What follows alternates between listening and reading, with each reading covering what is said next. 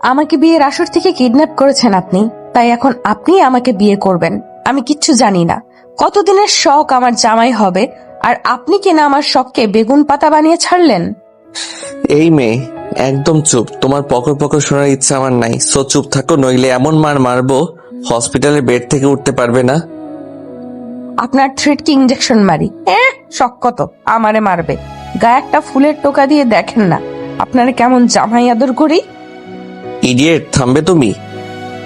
আমাকে বিয়ে করেন, থেমে যাব। এক থাপ্পড় লাগাবো। বিয়ে বিয়ে করবে? বিয়ে করলে ফাজিল মেয়ে। 2 থাপ্পড় দিয়ে আপনার ভন্ডামে ছুটিয়ে দেব, বেয়াদব ছেলে। রায়হান রাগে ক্ষোভে পারছে না নিজের মাথার চুলগুলো ছিঁড়ে ফেলতে। এই মেয়ে এত ঘাটতেরা জানলে জীবনেও নিজে এর কিডন্যাপ করতো না, লোক লাগিয়ে করাতো। এদিকে মেয়েটা বক বক করেই যাচ্ছে। রায়হান উপায় না পেয়ে মেয়েটার মুখে কস্টেপ লাগিয়ে রুম থেকে বেরিয়ে গেল বাইরে দিয়ে দরজা লাগিয়ে। অরিন আস্তে করে মুখের টেপটা খুলতেই আল্লাহ গো বলে চেঁচিয়ে উঠলো। কস্টিপ চামড়া থেকে উঠাতে যেন তার ঠোঁট চামড়া সহ উঠে গেল।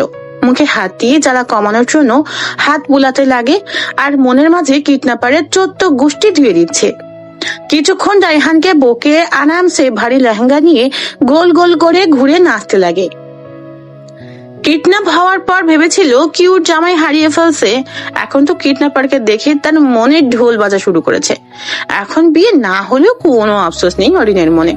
তবে এই কিডন্যাপারকে দেখে ভেবেছিল অরিনের আশিক হবে, কিন্তু উল্টো তাকে থ্রেডের উপর থ্রেড দিছে। এখন একে আশিক কি করে বানাবে তারই প্ল্যান করে যাচ্ছে গালে হাত দিয়ে। ওহে কিডন্যাপার, বিয়ে যখন করবি না তাহলে কেন আমারে উঠায় আনলি? এখন তোরে দেখে মন ঢোল বাজানো স্টার্ট দিয়েছে। এই মনকে এখন কেমনে ঠিক রাখবো? বিয়া কর, নয়তো মাইরা ফেল। ওই 1 সেকেন্ড পরের ছেলের জন্য আমার গুলুমুলু লাইফ শহীদ করব কেন? না না, ইম্পসিবল। ওগো আজরাইল মামা, তুমি আইসো না এত জলদি, আমি তো মজা করেছিলাম। এইসব নানান বক বক করতে লাগে নিজ মনে। বিয়ে বাড়ি যেন পুরো স্তব্ধ হয়ে আছে।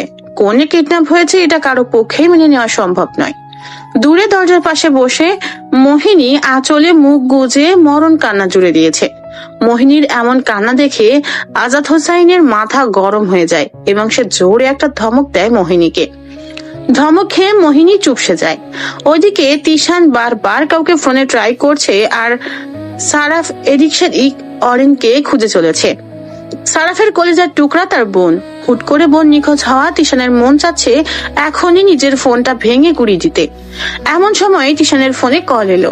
এক প্রকার বিরক্তি নিয়ে রিসিভ করে বলে, হ্যালো। কি জামাইবাবু, চিনছেন আমাকে? তিশান যা ভেবেছিল তাই।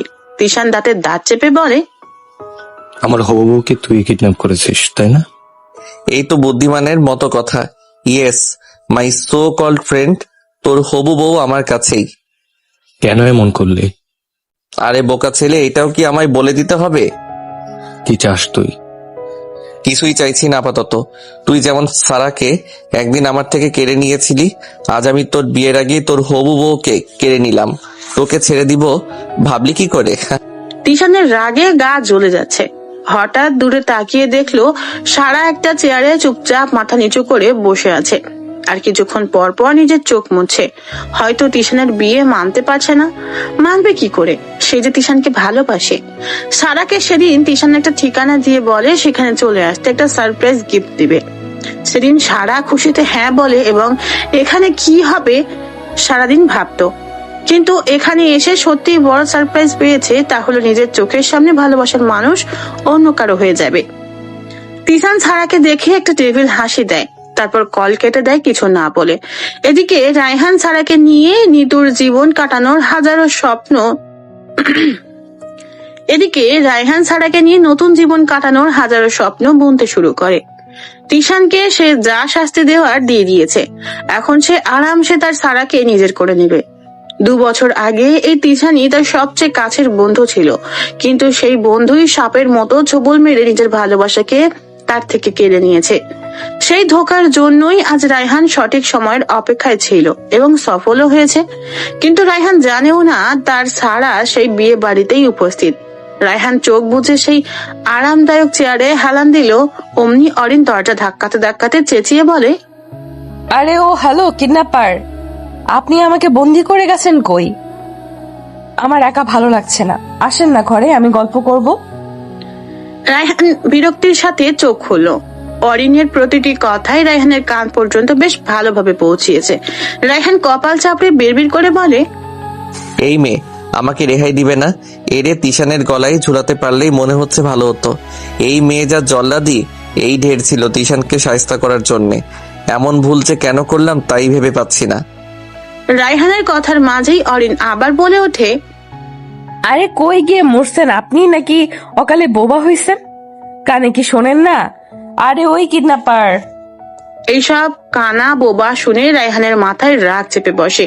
সে এমন জোরে ধমক দেয় যে অরিন ভয়ে একদম চুপসে যায় আর নিশ্চিত হয় কিডন্যাপার তার দরজার অপসাই আছে। অরিন দরজার সাথে হারান দিয়ে বসে পড়লো। এই ভারী লেহেঙ্গাতে অরিন অনবরত ঘেমেই চলেছে। উপরে থাকা সিলিং ফ্যানেও যেন তার এই ঘাম যাচ্ছে না। অরিন কি করবে ভেবে পাচ্ছে না। বেশ খানিক সময় বাদে রায়হানের ফোনে আবার কল এলো। রায়হান চোখ খুলে ফোনের স্ক্রিনে তাকিয়ে দেখে তিশানের কল। রায়হান হাসি মুখে কল রিসিভ করে। কল রিসিভ করতে তিশান কিছুটা আফসোসের সুরে বলে, ইস, অনেক কিছু মিস করে গেলি রে তুই দোষ। মানে? আমি বিয়ে করেছি আমার ভালোবাসার সারাকে। বলে তিশান হাসতে হাসতে কল কেটে দেয়। আর রায়হান যেন বরফের মতো হয়ে গেল। কি বললো তিশান? সে কি সত্যিই সারাকে? রায়হানের ভাবনার মাঝেই তার ফোনে কয়েকবার টুংটাং শব্দ হলো, মেসেজের টোন। রায়হান ফোনের দিকে তাকিয়ে কাপা কাপা হাতে ফোনের লক খুলে ইনবক্সে ঢুকলো। তিশান ছবি পাঠিয়েছে। রায়হানের সাহস হচ্ছে না তিশানের মেসেজ সিন করার। তবুও কিসের ছবি দিয়েছে তা দেখতে হবে তাকে। কাঁপতে কাঁপতে আঙুল দিয়ে টাচ করলো তিশানের মেসেজ। হ্যাঁ, সারা আর তিশানের বিয়ে হয়েছে। এই ছবিগুলোই তার প্রমাণ করে দিচ্ছে। তার কলিজা মোচড় দিয়ে উঠলো, যেন কেউ তার কলিজাকে ছিঁড়ে নিয়েছে। ছবিগুলো দেখে রায়হানের চোখ বেয়ে অঝরে জল গড়িয়ে পড়তে লাগলো। ছেলেরা কাঁদে না যদি না মাত্রাতিরিক্ত কষ্ট না পায়। আজ রায়হান কাঁদছে। হ্যাঁ, ভালোবাসার মানুষটিকে হারিয়ে ফেলেছে, চিরতরে হারিয়ে ফেলেছে। এর মানে কি রায়হান তার ভাগ্যের কাছে আবারও হেরে গেল? তার ভাগ্য কেন তার থেকে বারবার মুখ ফিরিয়ে নিচ্ছে? সে কি একটু সুখের আশা করতে পারে না?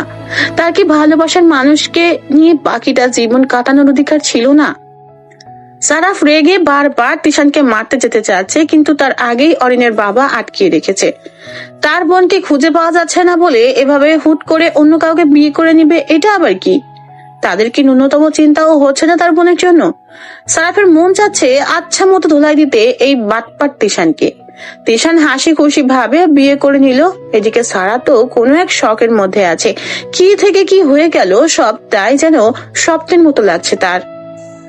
রায়হান বারবার নিজেকে সামলানোর চেষ্টা করছে, কিন্তু কিছুতেই পাচ্ছে না। তার বারবার মনে হচ্ছে সারা কেন গেল ওই বিয়ে বাড়িতে? কেন গেল? তার যাওয়াটা কি খুব প্রয়োজন ছিল? কেন সারা একবারও রায়হানের কথা ভাবলো না? এইসব নানান চিন্তা করতে থাকে সে।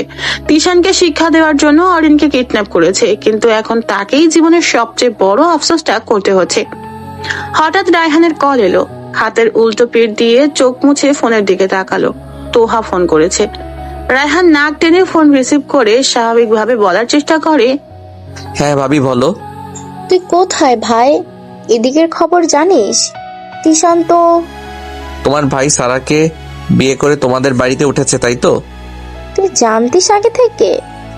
তো জানবো না? ভুল তো আমারই হলো। আমার আগে থেকেই সারাকে সরিয়ে আনা উচিত ছিল। এর মানে তুই অরিনকে কিডন্যাপ করিয়েছিস? রায়হান কিছু বলল না, চুপ করে রইল। রায়হানের নীরবতাই বলে দিচ্ছে সেই অরিনকে কিডন্যাপ করেছে। তোহা আবারও কিছু বলে না। আচ্ছা, যা হওয়ার হয়েছে, বাসায় যাও এখন। মা চিন্তা করছে, আর মাই আমার সাথে আছে। কি করছে মাইস? মাত্র ঘুমোলো। বাসায় যাও জলদি করে, মা অনেক চিন্তা করছে। তোমায় না পেয়ে মা আমাকে বারংবার কল করছে। সারা কোথায় ভাবি? ভাঙা গলায় বলে রায়হান। তোহা বুঝতে পারছে না কি বলবে, তবুও নিজেকে সামলে তোহা বলে, টিচারের রুমে রেখে এসেছি। রায়হান কল কেটে দেয়। তার বুকটা ফেটে যাচ্ছে। বাস্তবতাগুলো এত কঠিন হয় কেন? রায়হান কাঁদবে না বলেও তার চোখ বেয়ে টপ টপ করে জল গড়িয়ে পড়ছে। এপাশে তোহা কল কেটে দীর্ঘশ্বাস ছেড়ে ড্রয়িং রুমের দিকে তাকালো। তিশান তার বন্ধুদের সাথে আড্ডা দিচ্ছে এবং অতিরিক্ত ড্রিঙ্কসও করেছে। তোহা হচ্ছে রায়হানের বড় ভাই মাহানের স্ত্রী। মাইজ হচ্ছে মাহানের একমাত্র ছেলে। মাইজ রায়হান বলতেই পাগল, সে 8 বছরের এক পিচ্চি ছেলে। এদিকে তোহার মা দরজা লাগিয়ে ঘরে ঘাপটি মেরে বসে আছে। ছেলের পছন্দে বিয়ে করবে ভালো কথা, এখন হুট করে অন্য মেয়েকে কেন বিয়ে করবে?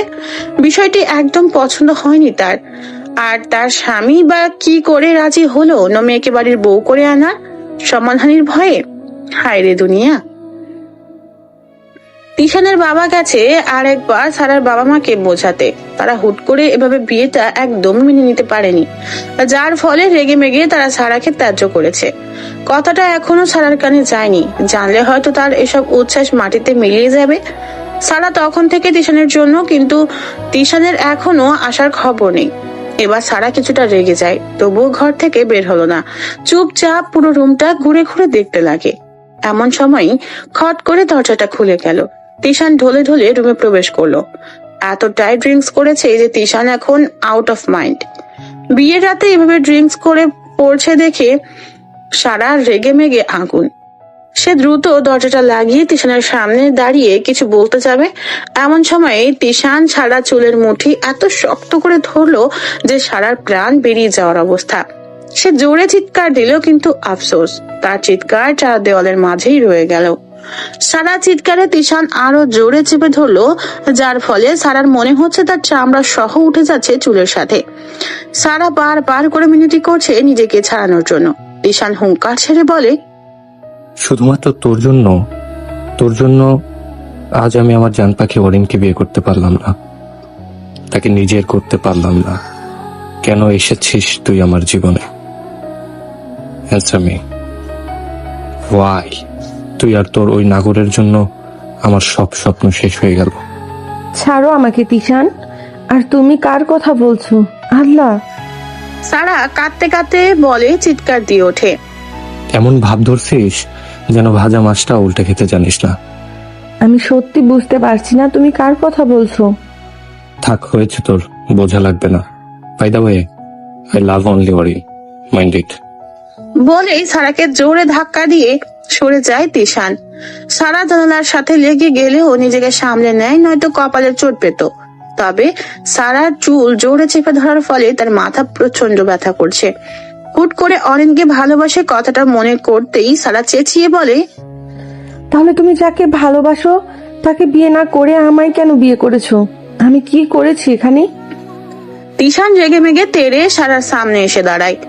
সারার ভয়ে শরীরের লোম দাঁড়িয়ে যায়, এই ভেবে তিশান যদি এবার আরো খারাপ কিছু করে তার সাথে।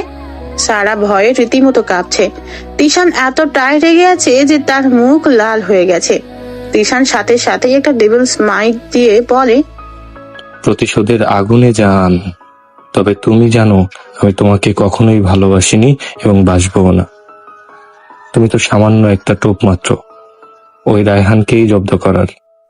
সারা হতবাক হয়ে তিশানের দিকে তাকায়। এতদিনের সব কেয়ারিং ভালোবাসা মিথ্যা ছিল। তিশান কিছু না বলে বিছানায় সাজানো থাকা সব ফুল একটানে ছিঁড়ে রুমের এদিক ওদিক ফেলে শুয়ে পড়ে কাত হয়ে। হুট করে মাথা উঁচু করে পিছের দিকে সারার দিকে তাকিয়ে বলে, খবরদার, তুই আমার বিছানায় শুবি না। আমি তোরে বিছানায় পাই তোকে কোলে নিয়ে আছাড় মারবো। বলেই তিশান আগের মতো শুয়ে পড়ে। এদিকে সারা ভয়ে সেখানেই দাঁড়িয়ে এদিক সেদিক সোফা খুঁজতে থাকে। না, একটা সোফাও নেই। এখন কি তাকে ফ্লোরে শুতে হবে? সারার এখন খুব করে আফসোস হচ্ছে রায়হানের জন্য। জীবনে মনে হচ্ছে সবচেয়ে বড় ভুল সে অলরেডি করে ফেলেছে, যার শাস্তি তাকে সারা জীবন পেতে হবে। তিশানের চেয়ে 1000 গুণ ভালোবাসতো তাকে রায়হান, কিন্তু সে নিজের স্বার্থে শুধুমাত্র ব্যবহারই করে গেল রায়হানকে। কিন্তু রায়হান আজ অব্দি এ নিয়ে অভিযোগ করলো না। আর আজ যে তার স্বামী, সে আজ তাকে কিভাবে ভেবেই সারা হু হু করে কেঁদে দিল। সারার কান্নার শব্দে তিশান জোরে একটা ধমক দিল, যার জন্য সারা মুখ চেপে ধরেছে যেন তার কান্নার শব্দ তিশানের কান অব্দি না পৌঁছায়।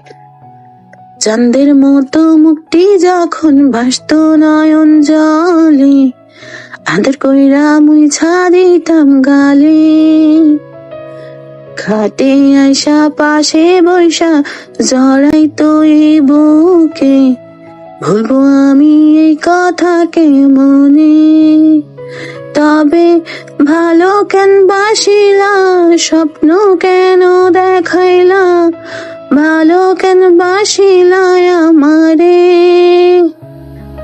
লাল শাড়ি পরিয়া কন্যা, রক্ত আলতা পায়,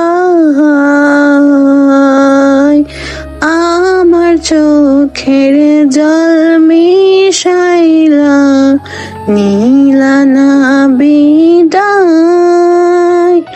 তুমি ফিরাও চাইলা না একবার, চইলা গেলা হায়। জানি আজ রাতে হইবা পরের, আর ভাইব না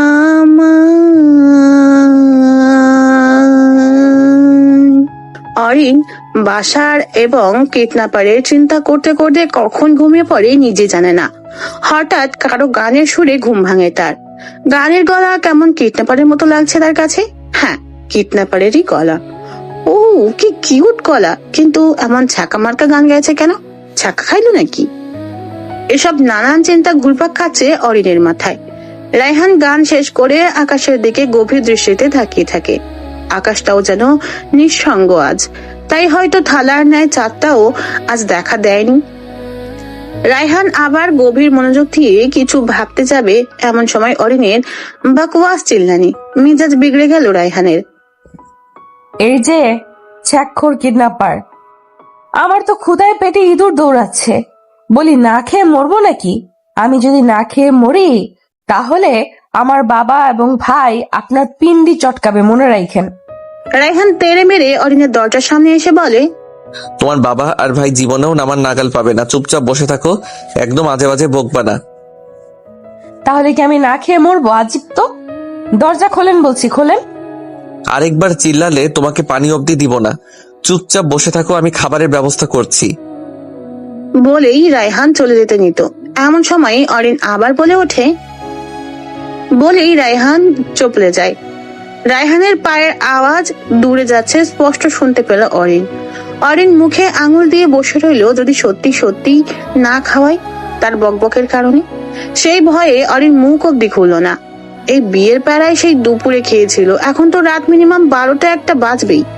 অরিন গালে হাত দিয়ে ভাবছে, আচ্ছা তার বাবা মা ভাইয়া কি তাকে খুঁজেছে? তারা কি জানে আমি কিডন্যাপ হয়েছি? তারা কি আমায় খুঁজেছে? আর আমার ওই হবু বরের কি হলো? সে তো মনে হয় এতক্ষণে পগার পার।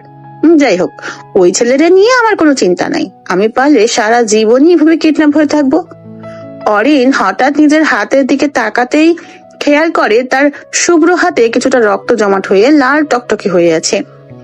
যখন কিডন্যাপ হয় তার হাতের কয়েকটা চুড়িতে ভার লাগায়, সেগুলো ভেঙে ছিটকে পড়ার সময় হাত কিছুটা কেটে যায়, যার ফলে রক্ত জমাট। তবে এটা ব্যথা কেন করলো না, সেটাই ভাবছে অরিন। অরিনের ভাবনার মাঝেই রায়হান খাবার পানি রেখে চলে গেল। একবার ফিরেও তাকালো না, যা দেখে অরিনের বড্ড রাগ হলো। প্যাকেট খুলে যখন বিরিয়ানি দেখলো তখন অরিনের সকল রাগ উড়ে গেল। গপা গপ করে সবটা খেয়ে সুখের ঢেকুর তুললো অরিন। বালিশহীন বিছানায় চুপটি করে শুয়ে পড়লো, নানান কথা চিন্তা করতে করতে। সারা রাত অরিন বেঘরে ঘুমালো, আর রায়হান সারাটা রাত নির্ঘুম কাটালো। পরদিন সকালে অরিনের ঘুম ভাঙতেই দেখলো দরজা খোলা। সে জলদি করে উঠে বাইরে গেল। কি সুন্দর পরিবেশ, মনে হচ্ছে যেন একটা গ্রাম। উঠোনটায় অরিন কিছুক্ষণ হাঁটলো। এখন ঘুরে ঘুরে পুরো টিনের বাড়িটা দেখতে নিবে, এমন সময় রায়হান কোথা থেকে এসে অরিনের হাত ধরে বাইরে নিয়ে যেতে থাকে। অরিন নিজের হাত ছাড়াতে ছাড়াতে বলে, আরে ওই কিডন্যাপার, হাত ছাড়েন, আমাকে কোথায় নিয়ে যাচ্ছেন? রায়হান টু শব্দ করলো না। সে সেখান থেকে বেরিয়ে অরিনকে গাড়িতে উঠিয়ে নিজেও ড্রাইভিং সিটে গিয়ে বসলো। একটা আকাশি কালার শার্ট পরিহিত রায়হান, হাতা কোনি অব্দি ফোল্ড করা, আর চোখে কালো সানগ্লাস, চুলগুলো স্পাইক করা, একদম ফিল্মি হিরো লাগছে অরিনের কাছে। অরিন নিজেকে সংযত করে বলে, এইখান থেকে কই নিয়ে যাচ্ছেন আপনি আমাকে? তো এখানেই পচে মরতে নাকি? আমি কি সেটা বলেছি? এত কিছু বলা লাগবে না, চুপচাপ বসে থাকো। তোমার এই আজে বাজে কথা শুনতে চাই না। বলেই রায়হান গাড়ি স্টার্ট দিল। অরিন হাঁ করে তাকিয়ে আছে রায়হানের দিকে। কোনো মানুষ চোখে সানগ্লাস দিয়ে ড্রাইভ করে? এ কি পাবনা ফেরত প্রবাসী? আজব তো। রায়হান নিজেকে সংযত করে চুপচাপ গাড়ি চালাচ্ছে। সারা রাত কেঁদে এবং না ঘুমিয়ে চোখের নিচে এমন ডার্ক স্পট পড়েছে, তার সাথে চোখ দুটো চরম লাল হয়ে আছে। এসবের কারণে রায়হান চোখে সানগ্লাস লাগিয়ে রেখেছে, যাতে করে অরিন দেখতে না পায়। একদিনে অরিনকে যতটুকু চিনেছে সে বেশ বুঝেছে এই নিয়ে প্রশ্ন করতে করতে তার মাথা খাবে। তাই আগে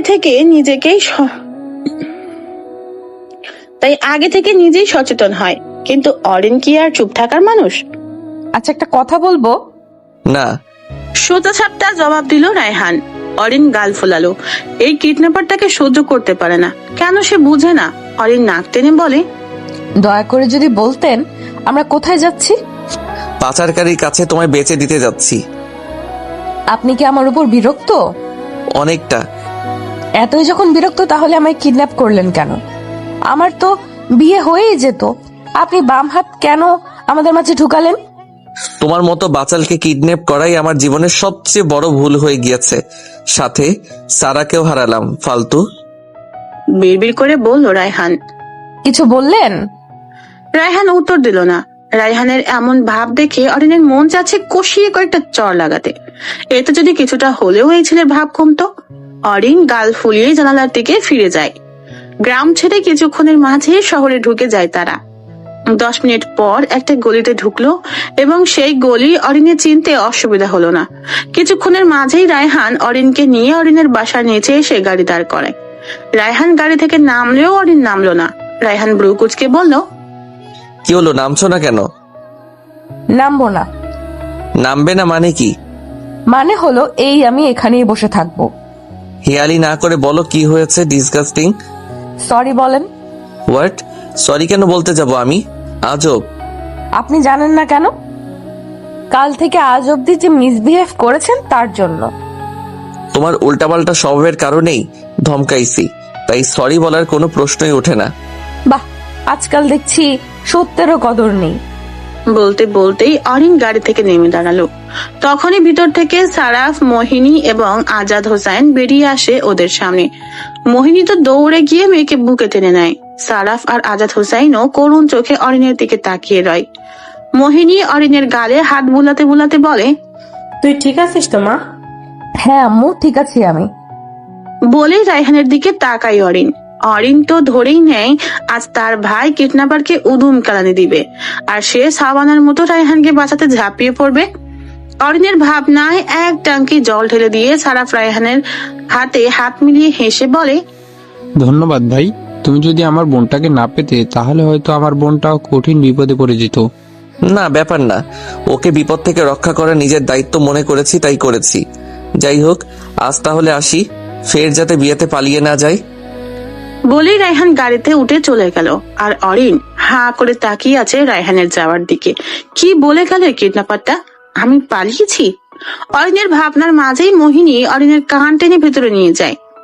আম্মু, কান ছাড়ো, লাগছে।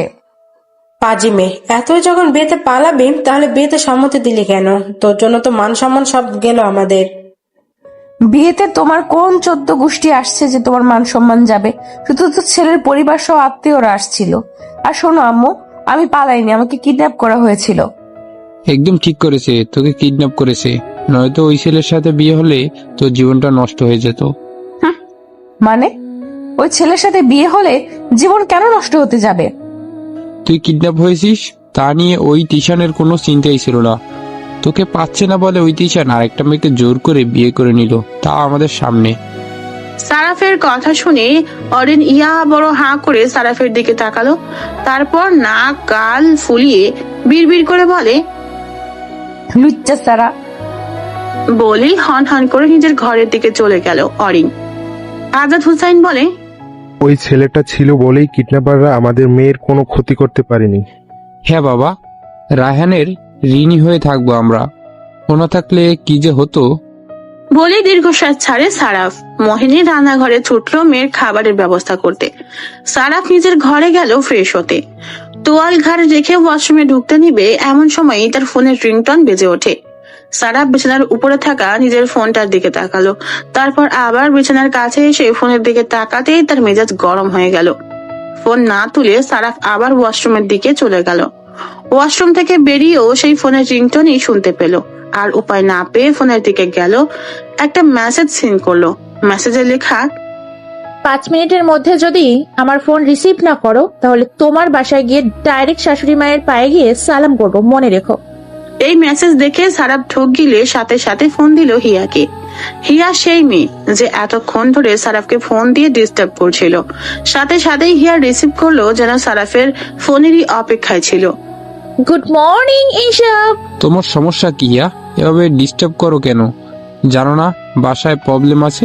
তবুও তোমার এই বাচ্চামি যাবে না। কি করবো বলো? ঘুম থেকে উঠে তোমার কণ্ঠ না শুনলে ভালো লাগে না।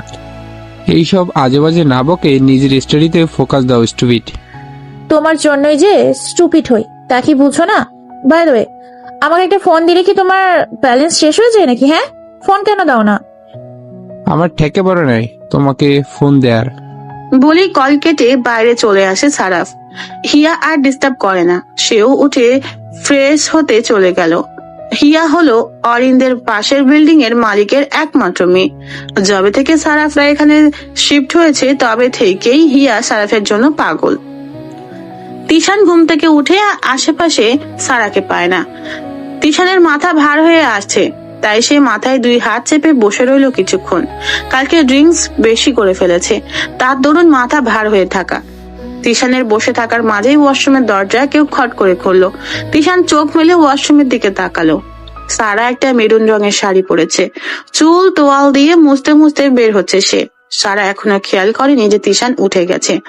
সারা ড্রেসিং টেবিলের সামনে বসে চুল মুছতে মনোযোগী হয়। হুট করে আয়না দিয়ে তার বিছানায় চোখ গেল। তিশান হাঁ হয়ে তার দিকে তাকিয়ে আছে, যার ফলে সারা লজ্জায় পড়ে যায়। আবার হুট করে কাল রাতের কথা মনে পড়তেই তার মুখ গোমড়া হয়ে যায়। তাই তিশানের দিকে আর তাকালো না সে। তিশান কিছু না বলে ওয়াশরুমে চলে গেল ফ্রেশ হতে। সারা পিছন থেকে তার যাওয়া দেখলো, শুধু কোনো টু শব্দও করে না। চুল মোছা শেষ হলে সারা বেলকনিতে তোয়ালেটা মেলে দেয়। তারপর কিছুক্ষণ বেলকনিতে দাঁড়িয়ে বাহিরের দৃশ্য দেখতে থাকে। কিছুক্ষণ দাঁড়িয়ে সে ভিতরে চলে আসলো। তিশান ততক্ষণে বেরিয়ে এসেছে। সবার উপস্থিতি টের পেতেই বলে, তাড়াতাড়ি নিচে যাও, আমি একটু পর আসছি। তুমি যাবে না? আমি যাব কি যাব না তা তোমাকে ভাবতে বলছে? যা বলছে তাই করো ইডিয়েট। কিছুটা রেগেই উত্তর দিল তিশান। সারা মাথা নিচু করে ফেলে। তারপর দরজার দিকে যেতেই তিশান থামিয়ে দেয়। সারা পিছনে ফিরে ব্রু কুচকে তাকালো। সারা পিছে ফিরতেই গরম বাতাস তার মুখমণ্ডলে ছুঁয়ে যায়, যার ফলে সে চোখ মুখ খিচে থাকে।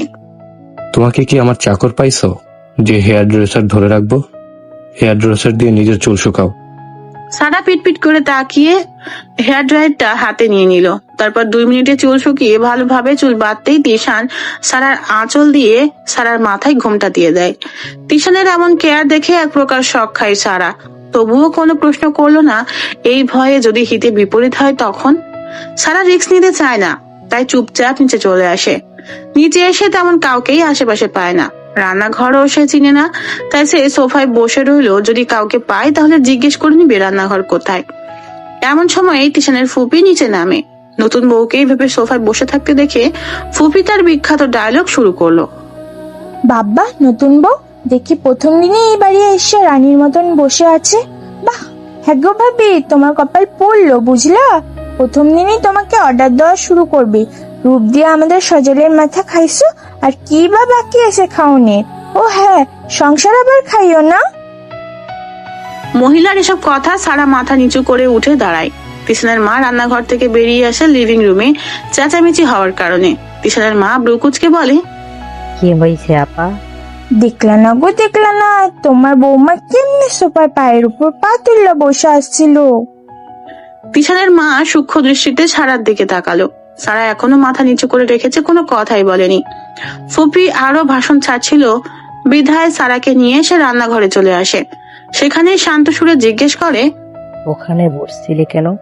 রান্নাঘরটি ঠিক কোন দিকে আমি খুঁজে পাইনি, তাই সোফায় বসেছিলাম।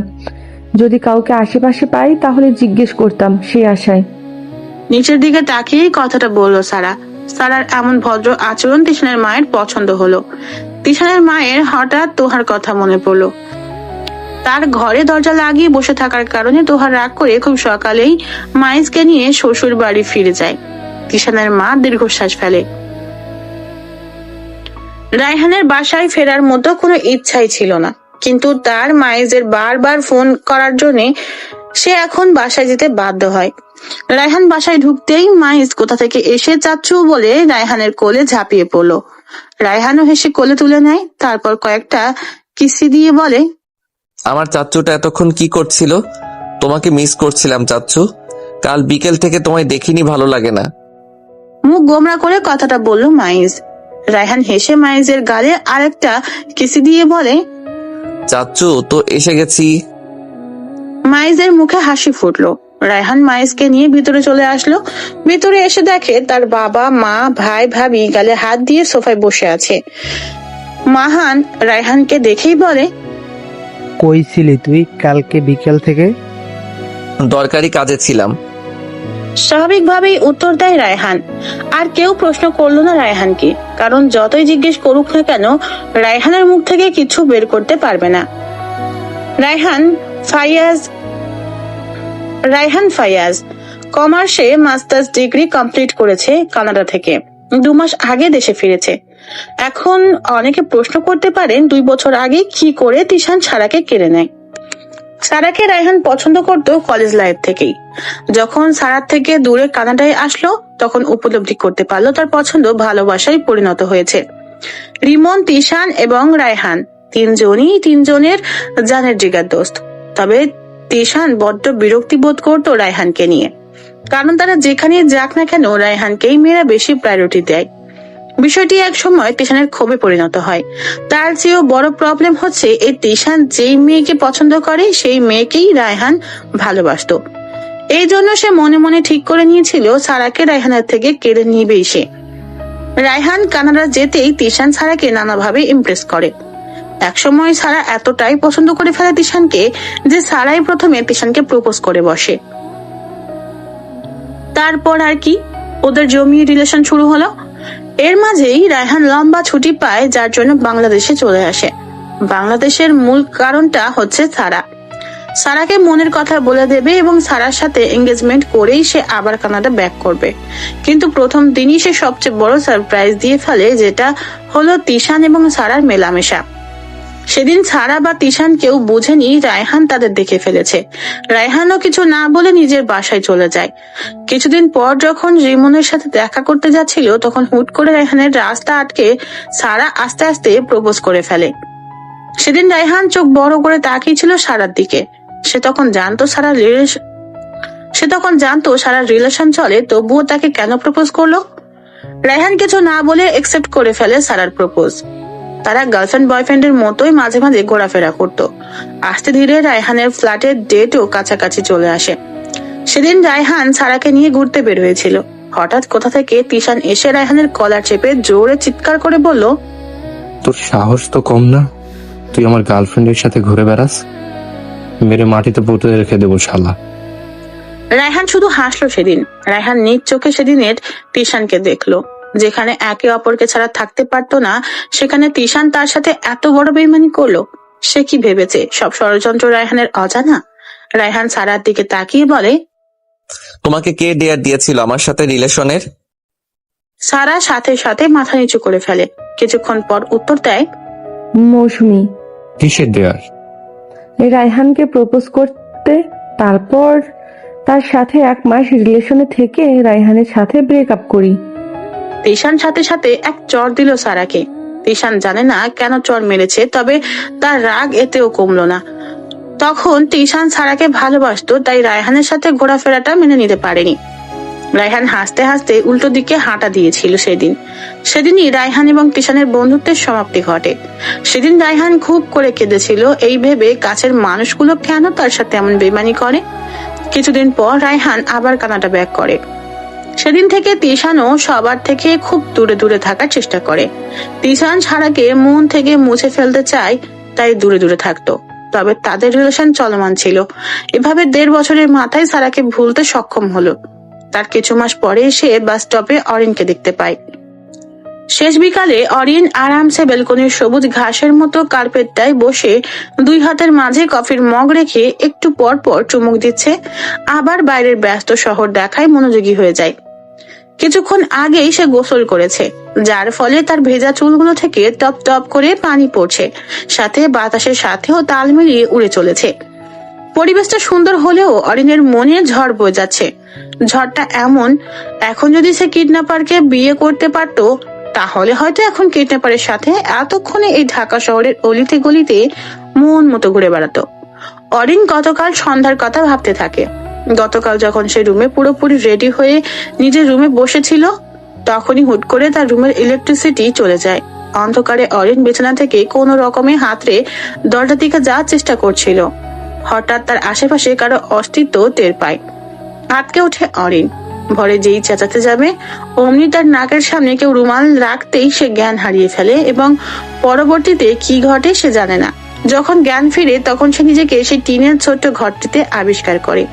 সবটা ভেবে অরিন একটা দীর্ঘশ্বাস ছাড়লো। পরক্ষণে ভাবলো ভালোই হয়েছে তার ওই লুচি আলুর দমের সাথে বিয়ে হয়নি।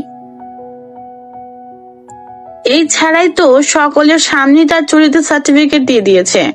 সারাফ তাকে সব খুলে বলেছে। সব শুনে অরিনের তো মন চাচ্ছিল ওই ছেলের মুখে আগুন ধরিয়ে দিতে।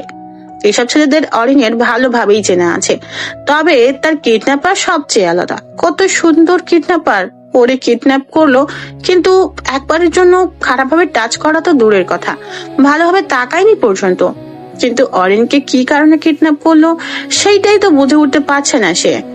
আবার আমার বাসায় মিথ্যা বললো কেন? আম্মু যা কানমলা দিল না, ভাবলেই কান কেমন বিটিভির মতো ঝিরঝির করে। অরিনের ভাবনার মাঝেই সারাফ অরিনের মাথায় গাঁটটা ফেলে অরিনের পাশে বসলো সামনে তাকিয়ে। অরিন রেগে পাশে তাকালো নিচের মাথায় হাত বুলাতে বুলাতে।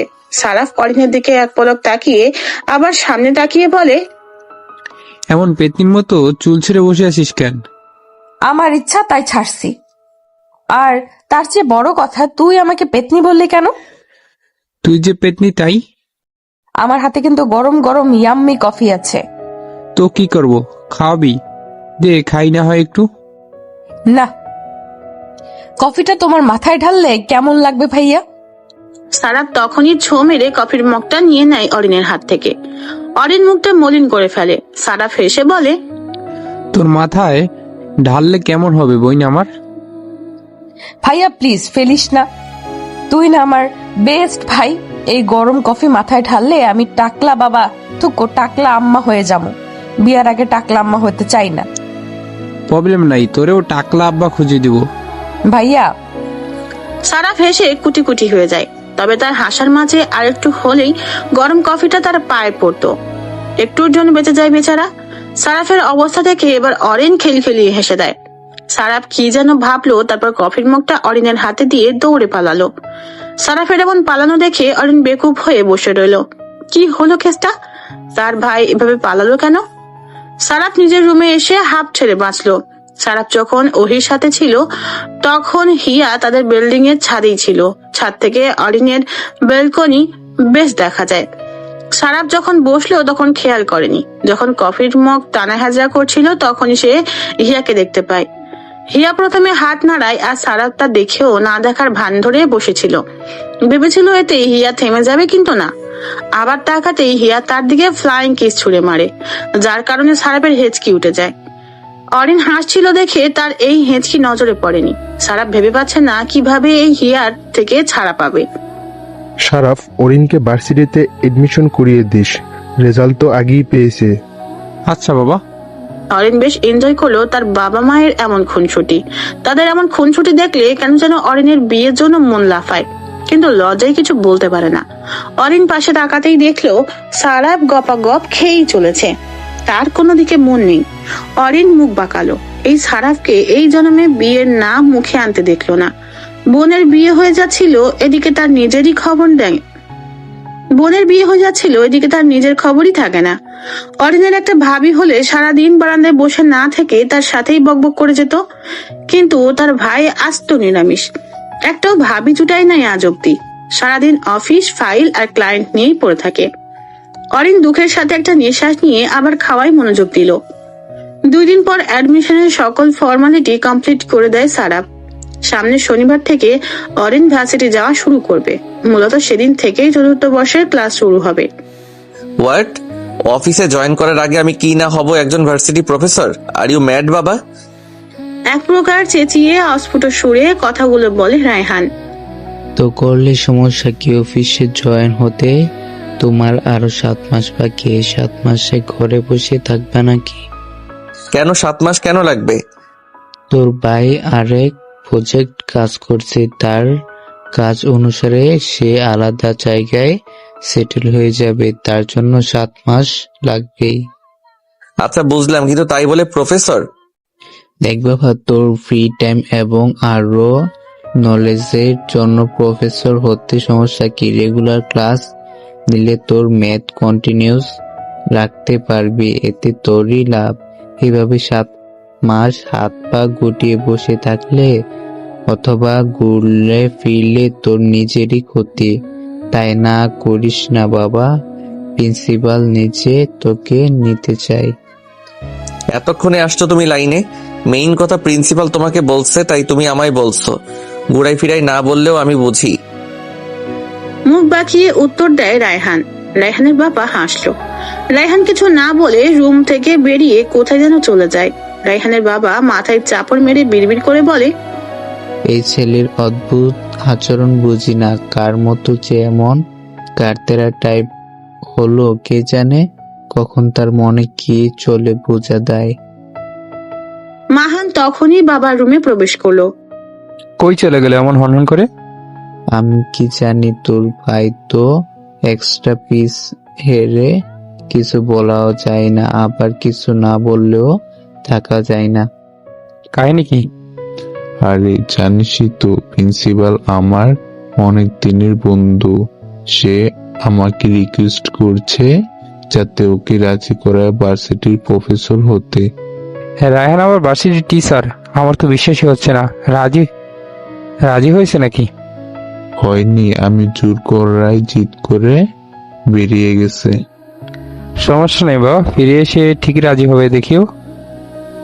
মাহানের কথায় বাবা একটা দীর্ঘশ্বাস ছাড়লেন। সে নিজেও জানে মাহান তাকে সান্ত্বনা দেওয়া জন্যই বলেছে, কিন্তু তার ছেলে যে কেমন সে ভালো জানে।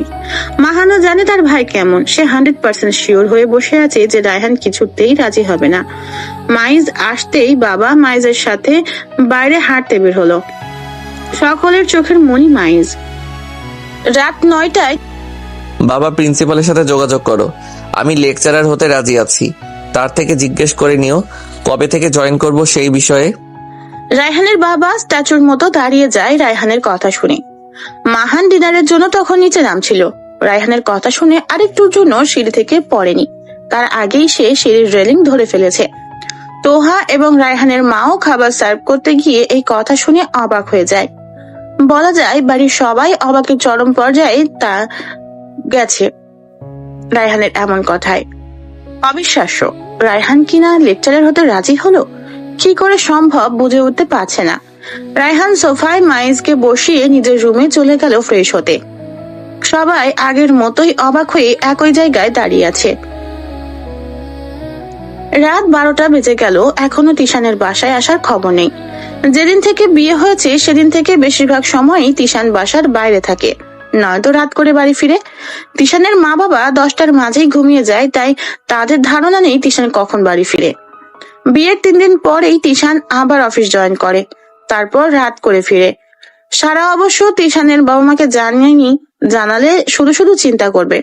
তারা যা সারা চায় না। সারা ড্রয়িং রুমে পায়চারি করছে, এমন সময় খট করে দরজা খুলে যায়। তিশান হেলে দুলে ভিতরে প্রবেশ করছে, তার হাতে একটা চাবির গোছা। সারা তিশানের থেকে দূরে দূরে থাকে প্রথম রাতের পর থেকে, তাই এবারও সারা দূরেই দাঁড়িয়ে রয়। তিশান সারাকে খেয়াল না করেই হেলে দুলে ভিতরে নিজের ঘরে চলে গেল। সারা বুঝতে পারছে না সে ভিতরে যাবে কি যাবে না। হঠাৎ তার পেট মোচড় দিয়ে ওঠে ক্ষুধায়। তিশানের অপেক্ষা করতে করতে সে নিজেই খায়নি। পরে তিশানের কথা মনে হতেই সারা খাবার নিয়ে রুমে চলে আসলো। তিশান রুমে নেই। ওয়াশরুম থেকে পানির শব্দ পেতেই বুঝলো তিশান ওয়াশরুমে আছে। তাই সে খাবার ঢেকে এক কর্নারে গিয়ে দাঁড়ায়। তিশান ফ্রেশ হয়ে হেলে দুলে বেরিয়ে আসলো। টেবিলের উপর একটা প্লেট দিয়ে কিছু ঢাকা দেখতেই সে ভ্রু কুঁচকালো। তারপর আবারও হেলে দুলে সেদিকে গিয়ে প্লেট উল্টে দেখলো খাবার রাখা। তিশান ঠিক মতো দাঁড়াতেই পারছে না, যার ফলে তার হাতে প্লেটটা নিয়ে বেডের দিকে যেতে নিতেই অসাবধানতায় তার হাত থেকে খাবারের প্লেটটা ধম করে পড়লো আর বিকট শব্দে কাচের প্লেটটা ভেঙে এদিক সেদিক ছড়িয়ে ছিটিয়ে গেল। বিকট শব্দের কারণে সারা দুই হাত দিয়ে নিজের দুই কান চেপে ধরলো। তিশান রেগে সারার দিকে তাকালো। সারা ভয়ে ভয়ে পেছাতে থাকে। তিশান রেগে সারার দিকে তেড়ে গিয়ে সারার চুলের মুঠি ধরে ওয়াশরুমে জোর করে টেনে নিয়ে যায়। সারা চিৎকার দেয় কয়েকবার আর তিশানের হাত থেকে নিজেকে ছাড়ানোর চেষ্টা করতে থাকে, কিন্তু প্রতিবারই সে বিফল হয়। তিশান সারাকে অকথ্য ভাষায় গালাগাল করতে করতে বালতির ঠান্ডা পানি সব সারার গায়ে ঢেলে দেয়। সারা ঠান্ডায় জোরে চিৎকার দিয়ে ওঠে। তিশান তবুও থামেনি। ওয়াশরুমে থাকা বেসিনে পানি ভরে সারাকে কয়েকবার চুবালো। সারা নিঃশ্বাস নেওয়ার জন্য ছটপট করে হাত পা ছোড়াছুড়ি করছে। তিশান নিজের এক হাত দিয়ে সারার চুলের মুঠি ধরে আছে আর আরেক হাত দিয়ে সারার দুই হাত পিঠের সাথে মুচড়ে ধরে রাখে। সারা গোঙানির শব্দ ছাড়া আর কিছুই শোনা যাচ্ছে না। একসময় সারা এসব সহ্য করতে না পেরে জ্ঞান হারিয়ে ফেলে। সারার জ্ঞান হারানো দেখে তিশান সারাকে ওয়াশরুমে ফেলেই রুমে চলে আসে। ফ্লোরের কাচের টুকরোগুলো খেয়াল করেনি তিশান, যার কারণে একটা কাচের টুকরো তার পায়ে ঢুকে যায়। তিশান তাল সামলাতে না পেরে ফ্লোরের খাবারগুলোর উপর মুখ থুবড়ে পড়ে যায়। তিশান নিজের নাকে এবং থুতনিতে হাত দিয়ে কোন রকমে উঠে বসে। তার পা দিয়ে অঝোর ধারায় রক্ত গড়িয়ে পড়ছে। এসব দেখে তিশান বিড়বিড় করে সারাকে অকথ্য ভাষায় গালাগাল করলো কিছুক্ষণ। তারপর সাবধানে উঠে নিজের পায়ে ব্যান্ডেজ করে বিছানায় লম্বা হয়ে শুয়ে পড়ে। এদিকে সারাকে বাথরুমে ফেলে রেখেছে তার মাথাতেই নেই। আজ অরিনের প্রথম ক্লাস এবং সে প্রথম দিনেই ঘুম থেকে উঠতে দেরি করে ফেলেছে।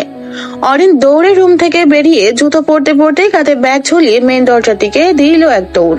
পিছন থেকে মোহিনী চেঁচিয়ে বলে, এই অরিন, না খেয়ে কই যাস? খেয়ে তো যা। খাওয়ার সময় নাই, আম্মু এমনিই আমার দেরি হয়ে গেছে। বলেই অরিন বেরিয়ে সিঁড়ি দিয়ে নেমে যায়।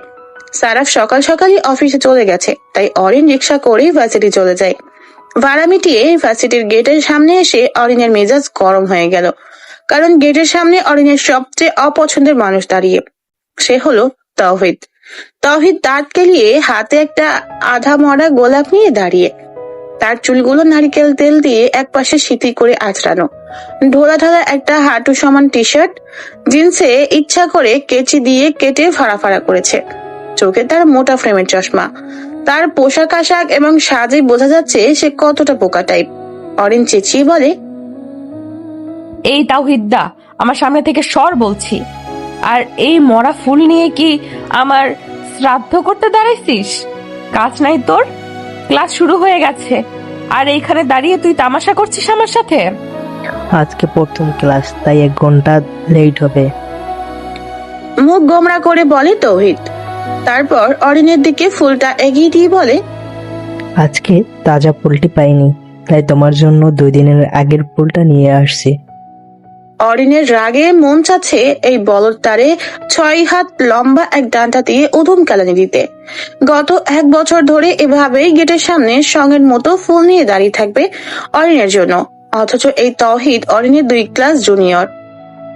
আমার জানিস এখন কি করতে মন চাচ্ছে? কি? এই গোলাপটার সাথে তোর রক্ত মিশিয়ে তোরে দিয়ে গিলাইতে। অরিন বিরক্তি নিয়ে তৌহিদকে ফেলে ক্লাসের দিকে দৌড় লাগালো।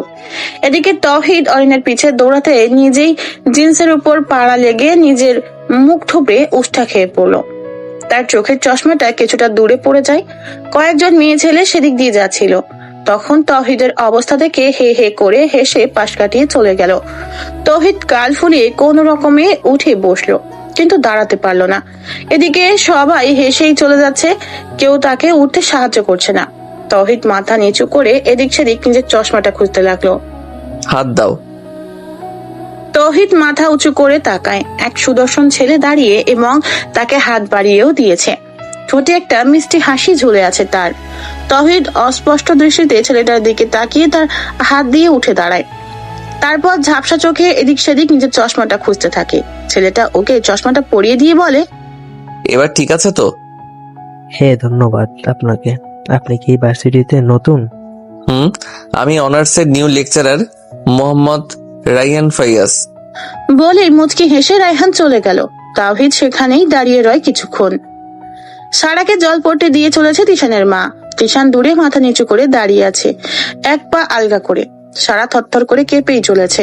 তার জ্বর একদমই নামছে না। ডাক্তার এসে চেক আপ করে একটা ইঞ্জেকশন দিয়ে বলেছে কিছুক্ষণ পর সারার তাপমাত্রা নিয়ন্ত্রণে চলে আসবে, তারপরই জ্ঞান ফিরবে। সারা তাপমাত্রা স্বাভাবিকে আনার জন্য তার উপর মোটা কয়েকটা কম্বল দিয়েছে, যার ফলে এখন একটু একটু করে তাপমাত্রা কমছে। তিশান তার মাকে মৃদু সুরে ডাকতেই তিশানের মা খেকিয়ে বলে, একদম অজুহাত দেখাবি না। যদি তুই কিছুই না করতি তাহলে সারা এভাবে অস্বাভাবিক অবস্থায় বাথরুমে কেন পড়ে থাকবে? উল্টাপাল্টা বললে কি আমি যেন মেনে নিব, সেই ধারণা ভুলেও করবি না। এতই যখন মেয়েটাকে সহ্য করতে পারিস না তাহলে বিয়ে কেন করতে গেলি? মেয়েটার কি দোষ ছিল এখানে? হ্যাঁ, মেয়েটার বাবা মা জানলে সম্মান কোথায় গিয়ে দাঁড়াবে বুঝতে পারছিস? তিশান মাথা নিচু করে লেংড়িয়ে লেংড়িয়ে রুম থেকে বেরিয়ে যায়। এদিকে তিশানের মা আবার সারাকে জলপট্টি দিতে ব্যস্ত হয়ে পড়ল। কিছুক্ষণ বাদে সারার জ্ঞান ফিরলে সে কেমন ভয়ে ভয়ে আছে। বারংবার একটাই কথা বলে যাচ্ছে, তিশান তাকে মেরে ফেলবে, তিশান তাকে বাঁচতে দিবে না।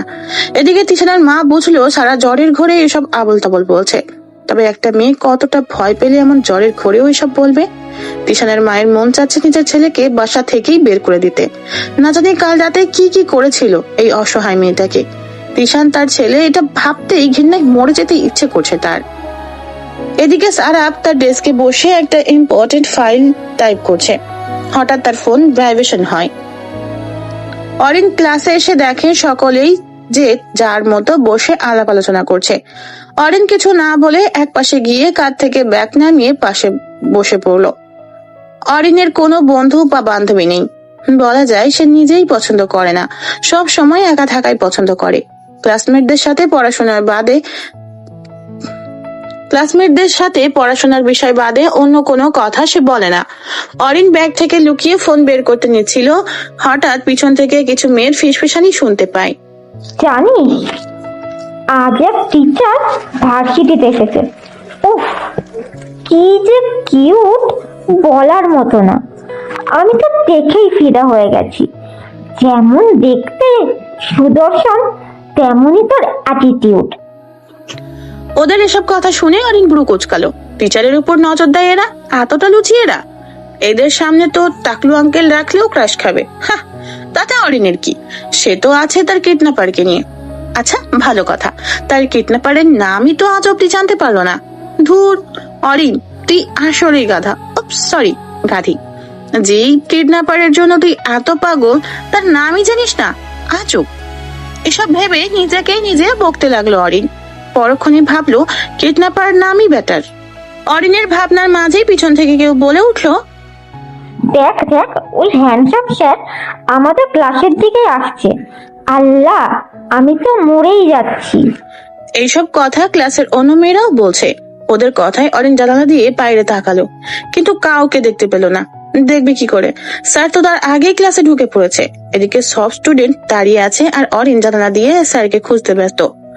স্যার সকলের অ্যাটেনশন থেকে হঠাৎ দূরের কর্নারে দেখতে পেল এক মেয়ে বসে জানালা দিয়ে বাইরে কি যেন খুঁজছে। স্যার কেসে বলে, জানালার পাশের মিস, আপনি কি জানালা দিয়ে আপনার বয়ফ্রেন্ডকে খুঁজছেন? স্যারের কণ্ঠ শুনে অরিন থতমত খেয়ে জলদি জলদি উঠে দাঁড়িয়ে সামনে দেখে। অরিন ইয়া বড় হাঁ করে স্যারের দিকে তাকায়। স্যারও চোখ বড় বড় করে অরিনের দিকে তাকালো। স্যারের মনে হচ্ছে সে কোনো দুঃস্বপ্ন দেখছে, কিন্তু না, এটাই অরিন। এই স্যার আর কেউ নয়, অরিনের কিডন্যাপার। অরিন আঙুল দিয়ে কিছু বলতে নিবে তার আগেই রায়হান তার দিকে থেকে চোখ সরিয়ে বাকি স্টুডেন্টদের দিকে তাকিয়ে বসতে বলল। অরিন কিছু না বলে হ্যাবলার মতো বসে পড়লো। সে বুঝতে পারছে না কি হচ্ছে। তার কিডন্যাপার তাহলে টিচার? হাউ? রায়হান গলা পরিষ্কার করে সকালের উদ্দেশ্যে বলল, হ্যালো স্টুডেন্টস, আমি রায়হান ফাইয়াজ, তোমাদের ম্যাথ টিচার। রায়হান ফাইয়াজ এই নামটা শুনে অরিনের বুকটা কেমন ধুক করে উঠলো। আরেক দফা ঢোল বাজালো তার মন। কি কিউট নাম, একদম মানুষটার মতো। অরিন রায়হানের থেকে চোখ সরিয়ে মেয়েগুলোর দিকে তাকিয়ে দেখলো সব কেমন চোখ দিয়ে খিলে খাচ্ছে তার কিডন্যাপারকে।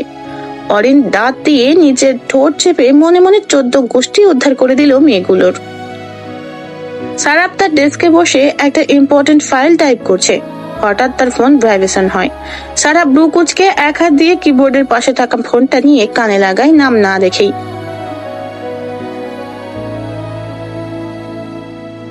আরে ওই কিডন্যাপার, এত ইগনোর করেন কেন? কথা বললে কি এমন হয়? হ্যাঁ, রায়হানের পিছে হাঁটতে হাঁটতে বলল অরিন। তোমার সাথে ফালতু বাকওয়াজ করার শখ বা সময় কোনোটাই আমার নাই। আর হ্যাঁ, আমাকে একদম কিডন্যাপার বলবা না। ইনফ্যাক্ট এই ভার্সিটিতে তো একদমই না। হ্যাঁ বললেই হলো নাকি? আপনি আমার সাথের কিডন্যাপার, আপনাকে না বলে থাকবো কি করে? উফ মাগো, বলে কয়ে তো দাঁড়াবেন নাকি? আপনার সাথে ধাক্কা খেয়ে নাকের তো আর ব্যান্ড বাজতো না। উফ, তুমি থামবা idiot. Don't forget I am your teacher. No, only kidnapper. এখন আপনি টিচার হন বা রেলমন্ত্রী। কাল ক্লাসে যাও, তারপর দেখিও তোমার কি হাল করি, ফাজিল মেয়ে। বলেই হন হন করে চলে গেল রায়হান।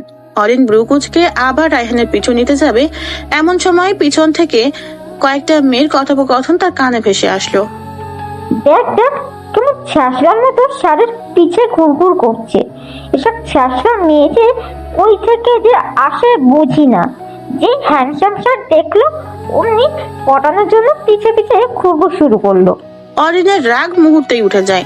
তাকে ছ্যাঁচড়া বললো এই মেয়েগুলো। অরিন হন হন করে পিছে ফিরে ওদের সামনে দাঁড়ালো। তাদের মাঝে এক মেয়ে হেসে বলে, দেখ, পায়ে পরে ঝগড়া করতে আসছে। জি না আন্টি, আমি আসলে বলতে চাচ্ছিলাম যারা অন্যের ছ্যাঁচড়ামি চোখ বড় বড় করে দেখে তারা আরো বড় ছ্যাঁচড়া। আর আমার আগে থেকে আপনার ওই স্যারের উপর কালনাগিনীর মতো নজর দিছেন, সেটা আই নো। শুধু পাত্তা পাবেন না ভেবে নজর দেননি। যাই হোক, ওনাকে আমি আগে থেকেই চিনি, সো আমি তার পিছে ঘুরবো কি ঘুরবো না সেটা আপনাদের থেকে জেনে নিব না। তাও ছ্যাঁচড়ামি করবা? জামাইয়ের রাগ ভাঙাতে হলে তার পিছে একটু একটু ঘোরাই লাগে। এখন যার মেন্টালিটি যেমন আর কি। এই যেমন ধরুন, আপনি যেটাকে ছেঁচড়ামে দেখছেন অথবা বলছেন, তার জন্য হয়তো আপনিই বড় ছেঁচড়া। বলেই হন হন করে অরিন ভার্সিটি থেকেই বেরিয়ে গেল। জাস্ট অসহ্য লাগছে তার এসব আজাইরা মেয়েদের। মেয়েগুলো চোখ বড় বড় করে অরিনে যাওয়ার দিকে তাকিয়ে আছে। ঠান্ডা কণ্ঠের অপমান ঠিক হজম হচ্ছে না। লাঞ্চ টাইমে সারাফ আসলো বাসায় লাঞ্চ করতে। ফ্রেশ হয়ে ডাইনিং টেবিলে বসে দেখলো 3-4 রকমের ভর্তা, সাথে গরম গরম ভাত। সারাফ ভর্তা অনেক পছন্দ করে, তাই সে হাত ধুয়ে জলদি জলদি বসে পড়লো। বেচারা লোভ সামলাতে পারছে না ভর্তার, গপাগপ খেয়েই চললো। ভর্তা মজা হলে তো কথাই নেই। অরিন আগেই খেয়ে একটা লম্বা ঘুম দিয়েছে। বিকালের আগে তার না ওঠার সম্ভাবনাই বেশি। সারাফ আঙুল চেটে পুটে খেলো। অরিন আজকেও দেরি করে ফেলেছে, কিন্তু কি করে দেরি করেছে জানে না সে। অরিন আজকেও না খেয়ে দৌড় লাগাই ভার্সিটির উদ্দেশ্যে। কালকে রায়হানের বলা কথাটা বারবার অরিনের মাথায় নাড়া দিচ্ছে। রায়হানের ফার্স্ট ক্লাস আজকে, কোন রকম যদি লেট হয় অরিনকে ছেড়ে কথা বলবে না, সে ভালোভাবেই বুঝে নিয়েছে। এখন যদি কেউ না চাইতেও লেট করে ফেলে সেটা কি তার দোষ? অরিন সিঁড়ি দিয়ে নামার সময় ভুলবশত হিয়ার সাথে ধাক্কা খায়। হিয়ার হাতে একটা হটপট ছিল সারাফের জন্য। ভাগ্য ভালো ছিল হিয়ার হাত থেকে পড়েনি। এটা দেখেই স্বস্তির নিঃশ্বাস ফেললো হিয়া।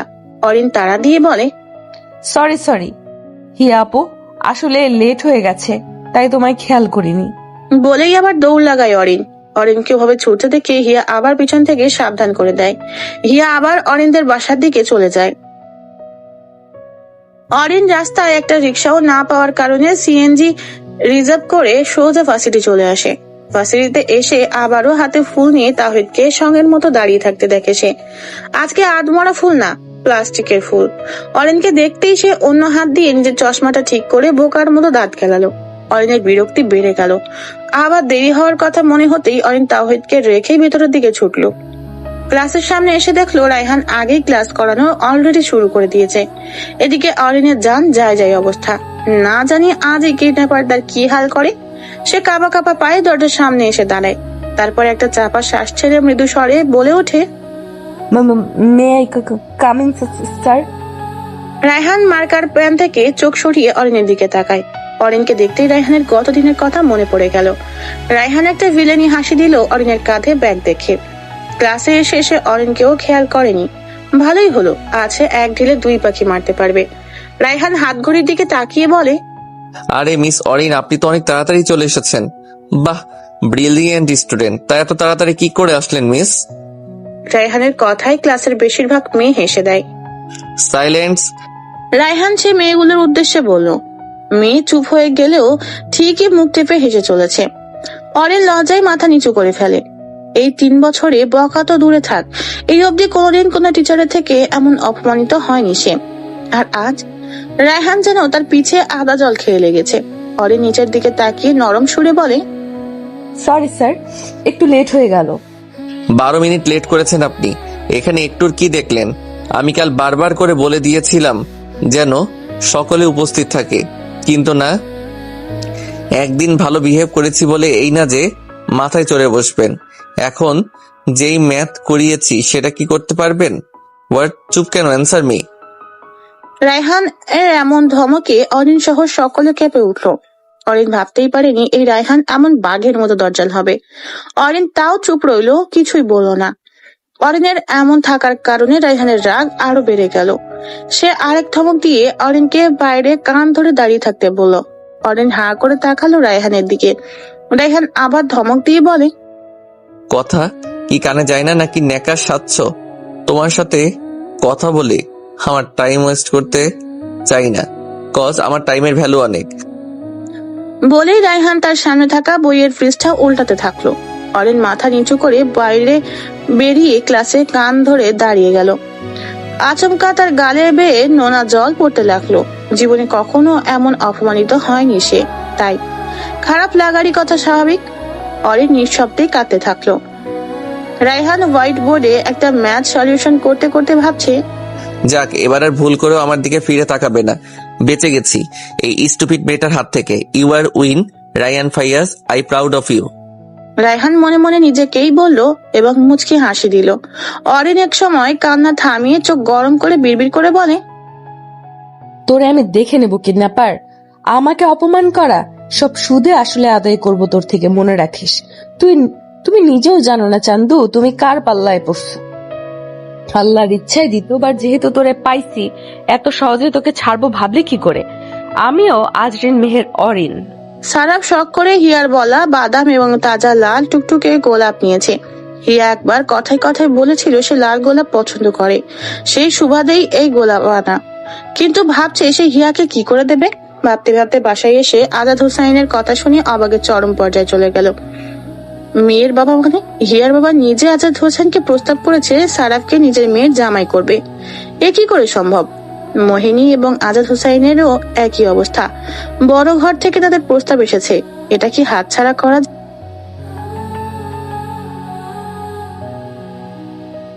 হলো? যাকে বিয়ে করতে চাস তাকেই শাস্তি দিবি? তো দিব না। আমার আজকে হাঁটতে কত কষ্ট হয়েছে জানেন? তার চেয়ে বড় কথা, আমায় অপমান করেছে, সবাই হেসেছে আমার উপর। অন্যদের কাজই এটা, অন্যের দুঃখে হেসে বেড়ানো। তাই বলে এমন কিছু করিস না যাতে তোর কিডন্যাপার তোর থেকে আরো পালিয়ে বেড়ায়। অরিন এক মুহূর্তের জন্য ভাবনায় ডুব দিল। ঠিকই তো, এই কিডন্যাপার তো প্রথম থেকেই কেমন পালিয়ে বেড়ায় তার থেকে। এখন কিছু করলে তো। 1 মিনিট, আজ কান ধরে দাঁড় করানোর কারণ কি? আমার পিছু ছাড়ানো? হ্যাঁ, কিডন্যাপার, এত সহজে আমার পিছু ছাড়াতে পারবা না। তুমি আমার কিডন্যাপার, অনলি আমার। তোমাকে নিজের করেই আমি ছাড়বো, তার আগে একটা মজা তো দেখাতে হবেই। যতই হোক, পায়ের তো 12টা বাজছে, এর শাস্তি তো তোকে পেতেই হবে। আবার শাস্তির কথা ভাবছো? অফকোর্স ভাববো। Okay bye. বলেই রুম থেকে বেরিয়ে গেল অরিন। রুম থেকে বাইরে এসে সারাফের বিয়ের প্রস্তাব নিয়ে কার্যকলাপ শুনে অরিন মুচকি মুচকি হেসে সারাফের কানে ফিসফিসিয়ে বলে, ভাই তুই তো সেই রকম লাকি রে। হিয়া আপুর বাবা নিজে বাবাকে বিয়ের প্রস্তাব দিয়েছে। তাহলে ভাব হিয়া আপু তোর জন্য কত পাগল। রাজি হয়ে জানা। সারাফ গালে হাত দিয়ে শোক দিবস পালন করছিল। অরিনের এমন কথাই অরিনের দিকে তাকিয়ে চোখ রাঙালো। একদম চোখ রাঙাবি না। আমার ভাবি চাই, আমাকে ভাবি এনে দিবি ব্যাস। আর কত এমন একলা একলা ঘুরে বেড়াবি? আর হিয়া আপু তো অনেক কিউট এবং ভালো, কেন রাজি হচ্ছিস না ভাই? যা জানিস না তা নিয়ে কথা বলিস না একদম। জানতে চাইও না আমি শুধু চাই হিয়া আপুকে ভাবি করতে। অরিনের কথায় আজাদ হোসাইন অরিনের দিকে তাকালো।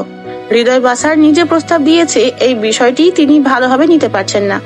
তবে একদিক দিয়ে গর্ববোধ করছেন যে হিয়ার বাবা বড়লোক হয়ে তাদের মতো মধ্যবিত্ত পরিবারে নিজে তাদের ছেলের হাতেই তার প্রাণপ্রিয় মেয়েকে তুলে দিতে চান। এতে বোঝা যায় তাদের সারাফকে তারা কতটা পছন্দ করে। ছাদের এক কোণার ট্যুরে রায়হান নিশ্চুপ হয়ে বসে আছে, তার দৃষ্টি আকাশের দিকে। কেন জানি না তখনকার তিশান এবং সারার মুভমেন্টটা কিছুতেই তার মাথা থেকে যাচ্ছে না। বারবার ভেঙে পড়ছিল সে, তাই উপায় না পেয়ে এই ছাদেই চলে আসলো নিজের একাকিত্ব কিছুটা কমাতে। যদিও তার পাশে কেউ নেই, তবে তার মন খারাপে সে আকাশের দিকে কিছুক্ষণ চেয়ে থাকতে ভালোবাসে। কানাডাতেও এমন করতো, তবে রুফটপে যাওয়ার কোনো পারমিশন ছিল না বিধায় ব্যালকনিতে বসে নিজের কষ্টগুলো ভুলার আপ্রাণ চেষ্টা করে যেত। আজও হয়েছে তাই। রায়হান আনমনে ছিল, হুট করে কেউ তার কাঁধে হাত রাখলো। রায়হান হন্তদন্ত হয়ে পিছে ফিরে দেখে তোহা। ভাবি আপনি? অদূরে একটা বাচ্চা রাস্তা পার হচ্ছে, ওদিক দিয়ে একটা বাস হর্ন বাজাতে বাজাতে বাচ্চাটার দিকেই আসছে। অরিন তা দেখে নিজের ব্যাগ ফেলেই ছুটে গেল বাচ্চাটার দিকে। আর একটুর জন্য বাচ্চাটা বাসের নিচে পড়েনি, তার আগেই অরিন বাচ্চাটিকে সরিয়ে এনেছে। বাচ্চাটি সেফ থাকলেও অরিনের বাঁ হাত বাজে ভাবে ছিলে গেছে। অরিন দাঁতে দাঁত চেপে জ্বালাটা হজম করার চেষ্টা করে যাচ্ছে। বাচ্চাটি ভয় পেয়ে অরিনের বাহু জোরে চুপ মেরে আছে, চোখ মুখ খেয়েছে। পরিস্থিতি স্বাভাবিক হতেই অরিন বাচ্চাটিকে বাহুডোর থেকে ছাড়িয়ে হাঁটু গেড়ে বসে বলে, তুমি ঠিক আছো বাচ্চা? বাচ্চাটি মাথা নাড়ায়। হঠাৎ পিছন থেকে মাইজ বলে কেউ চিৎকার দিল। বাচ্চাটি এবং অরিন উভয় পিছে ফিরে দেখে একজন মেয়ে দৌড়ে তাদের দিকেই আসছে। অরিন মাইজের সামনে থেকে উঠে দাঁড়ায়। মেয়েটি মাইজকে জড়িয়ে ধরে আদর করলো। বাবা ঠিক আছিস তুই? ব্যথা লাগেনি তো? না মা, আমি ঠিকই আছে একদম। এই আপুটা আমাকে বাঁচিয়ে দিয়েছে। তোহা মাইজের থেকে দৃষ্টি সরিয়ে অরিনের দিকে তাকালো। অরিন তখন নিজের ছিলে যাওয়া জায়গাটায় ফু দিচ্ছিল। তোহা মুচকি হেসে দাঁড়িয়ে বলে, ধন্যবাদ তোমার আমার ছেলেকে বাঁচানোর জন্য। সমস্যা নেই আপু। তা পুচকে তোমার নাম কি? মাইজ। অরিন হাসলো, তারপর মাইজের গাল আলতো টেনে বলে, তোমার নামটা তোমার মতোই কিউট। মাইজও হেসে দিল। তোহা হাসি মুখে ওদের দুষ্টামি দেখছিল। তা তোমার নাম কি? আমার নাম অরিন। ও খুব সুন্দর নাম। উত্তরে অরিন মুচকি হাসলো। হঠাৎ অরিনের ছিলে যাওয়া জায়গাটা তোহার নজরে যেতেই উত্তেজিত হয়ে বলে, আরে অরিন, তোমার হাতে ছিলে গেছে, চলো তোমার হাতে ড্রেসিং করাতে হবে, কেমন রক্ত জমাট হয়ে আছে। এটা তেমন কিছু না আপু। অরিন দৌড়ে দূর থেকে দেখে একটা ছেলে কেমন ব্যাগটা ঘাটাঘাটি করছে। অরিন চেঁচিয়ে উঠলো। ছেলেটা চমকে সামনে তাকিয়ে দেখলো এক মেয়ে তার দিকে এগিয়ে আসছে। ছেলেটা ব্যাগ নিয়েই ভো দৌড়। আরে আরে আমার ব্যাগ! বলেই অরিন দৌড়ের গতি আরো বাড়িয়ে ফেলে। চোরটাও কম না। অরিন দৌড়াচ্ছে আর চোর চোর আমার ব্যাগ চুরি করে নিয়ে যাচ্ছে বলে চেঁচাচ্ছে। আশেপাশের মানুষরা চোরকে না ধরে তামাশা দেখছে। অরিনের মেজাজ সপ্তম আসমানে উঠে যাচ্ছে। এদিকে চোর তার ব্যাগ নিয়ে পালাচ্ছে আর লোকজন তামাশা দেখছে। মন তো চাচ্ছে এক একটার মাথা ফাটিয়ে কলা গাছে ঝুলাই দিতে। অনেক দূর অব্দি দৌড়ানো লাগলো ওদের। রায়হান অফিস থেকে বেরিয়ে ফোন কানে নিয়ে কথা বলছিল। আজ অফিসে তার কিসের জরুরি কাজ ছিল, যার জন্য ভার্সিটি আর যাওয়া হয়নি। হঠাৎ কারো সাথে ধরাম করে ধাক্কা খেলো। রায়হানও রাস্তায় পড়ে গিয়েছে, সাথে ছেলেটাও। রায়হান কোমরে হাত দিয়ে রাগি লুকে সামনে ছেলেটার দিকে তাকিয়ে আছে। ছেলেটার হাতে থাকা ব্যাগ ফেলে আবার দিল দৌড়। রায়হান কল কেটে উঠে দাঁড়ায় এবং নিজের পোশাক হাত দিয়ে ঝাড়তে থাকে। অরিন দৌড়ে এদিকে আসলো। দূর থেকে দেখলো রায়হানকে দেখতে পায় আর তার পিছে ব্যাগটা। দুর্ভাগ্যবশত রায়হান আর চোর প্রায় একই কালারের ড্রেস পরেছে, যার কারণে অরিন রায়হানকেই চোর ভেবে নেয়। এবার আমার হাত থেকে কে বাঁচাবে তোকে, চোর বেটা? তোরে আজ উদুম কেলানি দিয়েই আমি ক্ষান্ত হব। মনে মনে ভাবলো অরিন। তারপর ধীর পায়ে রায়হানের দিকে এগোতে লাগে। রায়হান তখনও নিজের পোশাক ঝাড়াই ব্যস্ত। অরিন নিজের ব্যাগ থেকে একটা মোটা বই বের করে ব্যাগের চেন লাগিয়ে কাঁধে ঝুলালো, কিন্তু পিছে দাঁড়াতেই অরিনের মনে হলো চোর বেটা আরো লম্বা হয়ে গেছে। অরিন সেসব মাথা থেকে ঝেড়ে ফেলে রায়হানের মাথায় বই দিয়ে জোরে আঘাত করলো। আচমকা এমন হওয়ায় রায়হান আউট বলে চেঁচিয়ে পিছে ফিরলো মাথায় হাত দিয়ে। দুজনই দুজনকে দেখে হতবাক। রায়হানকে দেখে অরিনের হাতের বই ঠাস করে নিচে পড়ে গেছে। সে হা করে রায়হানের দিকে তাকিয়ে আছে। শেষে কিনা তার কিডন্যাপারকে চোর ভেবে তাকেই আঘাত করলো। অরিনের কলিজার পানি যেন শুকিয়ে গেল রায়হানের এমন রাগী লুক দেখে। রায়হান যেন তাকে চোখ দিয়েই উদুম কালানি দিচ্ছে। অরিন কয়েক পা পিছিয়ে কাঁপা কাঁপা গলায় বলে, সরি, আসলে just shut up, your sorry my food. আমাকে মারলে কেন ইডিয়েট? এত বড় সাহস টিচারের গায়ে হাত তুললা? তোমাকে তো মন চাচ্ছে হাতে তুলে আছাড় মারি, ফাজিল মেয়ে। ধমক দিয়ে কথাগুলো বলল রায়হান। রাগে তার কপালের কয়েকটা রগ দৃশ্যমান হয়ে উঠেছে। এদিকে অরিন ভয়ে বারবার শুকনো ঢোক গিলেই চলেছে। ঘুমন্ত সিংহকে জাগিয়ে তুলেছে এটা বেশ ভালোভাবেই বুঝতে পারছে। এখন ওই চোরের কথা বললে রায়হান আরো রেগে যাবে, সেটাও বুঝতে পারছে। অরিন আরো কয়েক পা পিছিয়ে মৃদু স্বরে বলে, এমন ভাবে বলছেন যেন আপনি 50 বছর বয়সের বুড়া টাকলা টিচার, আর আমি ভুল করে মেরে দিয়েছি, তাই সরি। বলে অরিন বইটা হাতে নিয়ে উল্টো দিকে আবার দিল দৌড়। রায়হান মাথায় হাত দিয়ে হা করে অরিনের যাওয়া দেখছে। এই মেয়ে এত অদ্ভুত কেন? আর আমাকে মারলই বা কেন? ধ্যাত, মুড পুরো নষ্ট করে দিল ফাজিল মেয়েটা। প্রতিদিন কোনো না কোনো ভাবে এই আজাইরা মেয়ের আজাইরা কাজের ফাঁদে আমাকেই কেন ফাঁসতে হবে? ভেবেই রেগে উঠলো রায়হান। অফিসে আর গেল না রায়হান।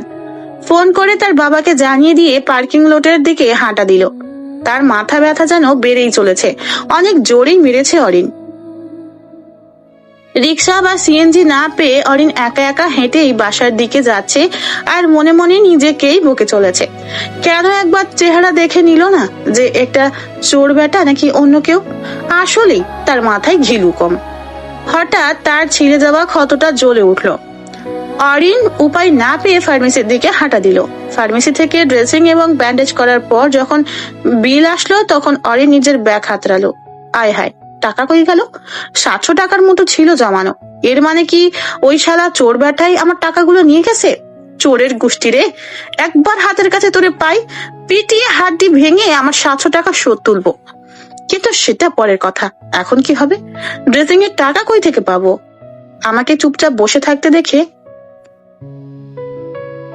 অরিনকে চুপচাপ বসে থাকতে দেখে ফার্মেসির কর্মী বলে ওঠে, আপু, টাকা কি দিবেন না?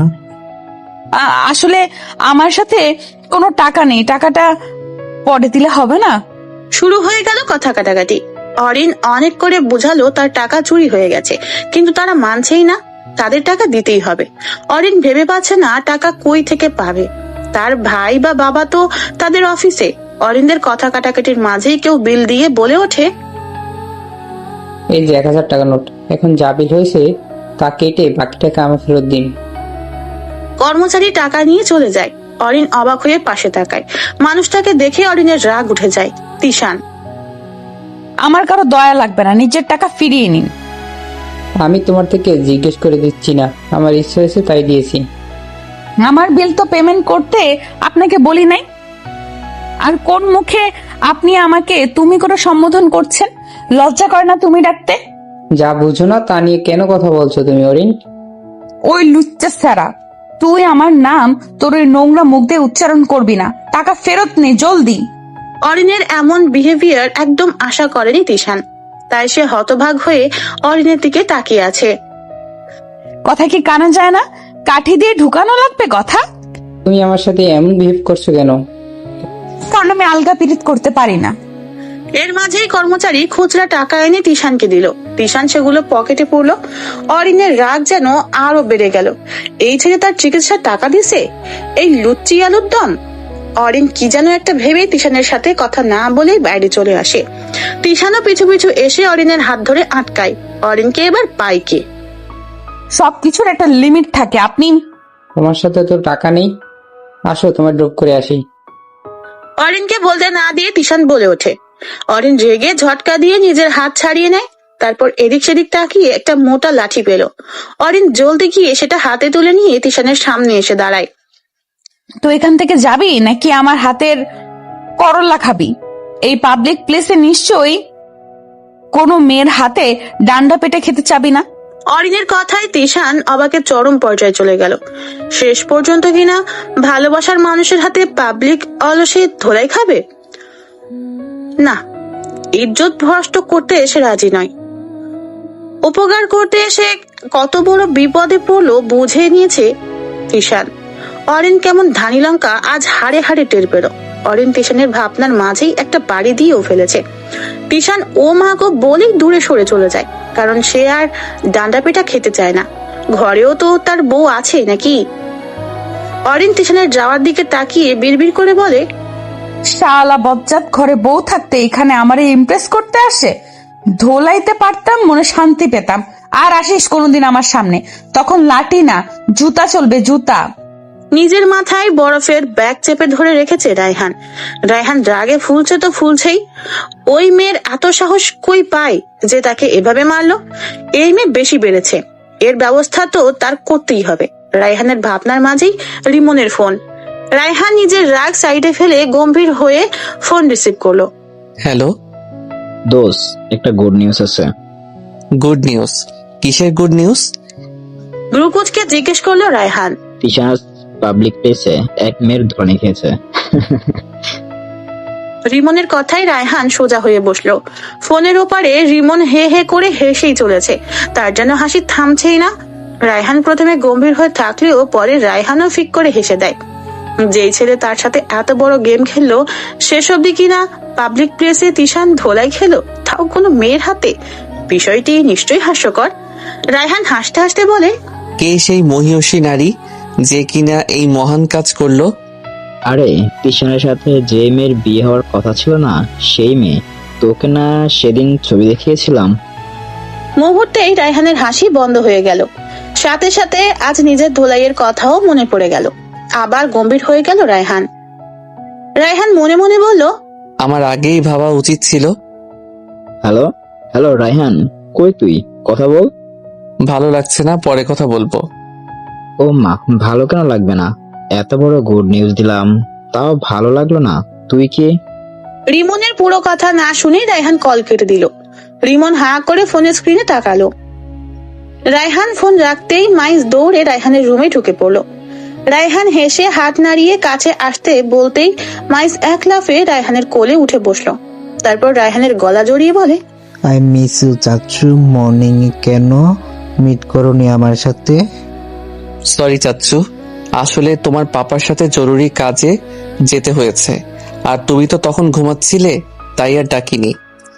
ওকে ওকে, বুঝলাম। এখন বলো, মাথায় কোল ব্যাগ দিয়ে বসে আছো কেন? চাচ্চুর মাথা ব্যথা বাবা। তোহা রুমে ঢুকতে ঢুকতে বলে। মাইস করুণ চোখে রায়হানের দিকে তাকালো। তোহা একটা দীর্ঘশ্বাস ফেলে বলে, জানিস রায়হান, তোর এই আদরের ভাইপো আজ কি অঘটন ঘটিয়েছে? অঘটন? মাইস কি করেছো তুমি? তোমার মাম্মা কেন বিচার দিচ্ছে আমার কাছে? কিছুটা চোখ রাঙিয়ে জিজ্ঞেস করলো রায়হান। মাইস মুখটা ছোট করে বলে, রাস্তার উপরে অনেক কিউট কিউট বেলুন দেখেছিলাম, তাই মাম্মাম থেকে হাত ছাড়িয়ে সেদিকে গিয়েছিলাম। ট্রাফিক জ্যাম ছিল না, আমি খেয়াল করিনি। তখনই কি? এক আপু আমায় বাঁচিয়ে দিয়েছে। জানক চাচ্চু, আমাকে বাঁচাতে গিয়ে ওই আপুটা হাতে ব্যথা পেয়েছে। আর কখনো মাম্মার হাত ছাড়বে না। আর যদি সেই আপুটা না থাকতো তখন কি হতো? আর কখনো এমন ভুল করবে না। মাথা নিচু করে বলে। রায়হান মাইসকে নিজের সাথে জড়িয়ে বলে, আর কখনো মাম্মার হাত ছাড়বে না। আর যদি সেই আপুটা না থাকতো তখন কি হতো? আর কখনো এমন ভুল করবে না। রায়হানের কথায় মাইজের ঠোঁটে মিষ্টি হাসি ফুটে উঠলো। বোঝা ভাই, বোঝা মাইজকে। এই ছেলে এত অবাধ্য কেন বুঝিলাম। একদম অবাধ্য না, আমার চাচ্চু একদম শান্ত এবং আম্মু ভক্ত, তাই না মাইজ? ইয়াপ চাচ্চু। মাইজ চলে গেল নিজের ঘরে। তোহা রায়হানের দিকে ফিরে বলে, বাসা আসার পর থেকে মাথা ব্যাগ চেপে বসে আছে কেন? Anything wrong? আর বলিও না ভাবি, এক ফাজিল মেয়ে আমার লাইফটা ফেল করে বসে আছে। এর জ্বালায় কোনো জায়গায় গিয়ে শান্তি নাই। ও আচ্ছা তাই? আমার দেবরকে কেউ জানাতে পারে জানতাম না তো। তা মেয়েটা কে? নাম কি? আই এম সিরিয়াস ভাবি, এই মেয়ে প্রচুর ফাজিল। ভার্সিটিতেও মাথা খেয়ে বসে থাকে, আর আজ মাথায় মোটা বই দিয়ে দিয়েছে একবারই, তাও চোর বলে। সেই ধোলাইয়ে আমি দিনের বেলাতেও তারা দেখেছি। ভাবি তুমি বলো, আমার গেট আপ দেখে কি আমাকে চোর মনে হয়? ফালতু মেয়ে একটা, কই থেকে যে আসে এসব মেয়ে। ভাবি প্লিজ। ওকে দেবজি, আর হাসবো না বলে আবার হাসতে লাগলো। হাসির জন্য তোহা কথা অবধি বলতে পারছে না। রায়হান রেগে অন্যদিকে ফিরে যায়। আর যাই হোক, তার ভাবির সাথে নিজের রাগ দেখাতে পারে না। তোহা আসছি বলে রুম থেকে বেরিয়ে গেল। তোহার মনের মধ্যে একটা স্বস্তি বিরাজ করলো, এই ভেবে সারাকে নিয়ে রায়হান এখন আর ভাবছে না। রায়হান আপাতত সেই মেয়েকে নিয়ে ভাবতেই ব্যস্ত। এখন তোহার মনে আর এক কৌতূহল জেগেছে, কে সেই মেয়ে যে তার দেবরকে এভাবে, সেটা তার বের করতেই হবে। তোহার মন বলছে দুঃখের পরে সুখ আনতে পারবে সেই মেয়ে যে কিনা রায়হানকে চোর বলে ধোলাই দিয়েছে। ভেবে তোহা আবার হেসে দিল। তোহার শাশুড়ি মা তোহাকে একা একা হাসতে দেখে ব্রু কুচকে জিজ্ঞেস করলো, কি হলো বৌমা, একা একা হাসছো কেন? আপনার ছোট্ট ছেলেকে একদিন চোর বলে পিটিয়েছে। বলে সবটা খুলে বললো তার শাশুড়ি মাকে। রায়হানের মাও সবটা শুনে হেসে ফেলে। ঠিক বলেছো বৌমা, এই মেয়েকে আমাদের খুঁজে বের করতে হবে। আমার এই রাগী ছেলেটার জন্য এমন মেয়ে প্রয়োজন। তোহা হেসে মাথা নাড়ালো। তিশান রেগে যেন আগুন হয়ে আছে। এই অরিনের এত স্পর্ধা, তাকে পাবলিক প্লেসে এমন হেনস্থা করলো। তিশান আর যাই হোক নিজের অপমানের শোধ নিবেই। বড়বার বেড়ে গেছে এই অরিন, এর ব্যবস্থা কোনো না কোনো ভাবে তার নিতেই হবে। ভেবেই তার সামনে থাকা ড্রিঙ্কস এর বোতল হাতে নিয়ে ঢকঢক করে পুরোটা সাবার করে ফেললো। সারা ফ্রেশ হয়ে রুম এসে দেখলো রুমে তিশান নেই। বারান্দায় খুঁটিনাটি শব্দে সে বারান্দাতে গেল এবং গিয়ে দেখলো তিশান ড্রিঙ্কস করছে। সারা তাড়াতাড়ি তিশানের কাছে গিয়ে বোতলটা কেড়ে নিয়ে বলে, এসব কি তিশান? আবার তুমি এসব ছাইপাশ গিলছো? এগুলো হেলথের জন্য ভালো নয়, জানো না? তিশান মাথা উঁচু করে সারার দিকে তাকালো। ঝাপসা চোখে সারার পা থেকে মাথা অব্দি দেখলো তিশান।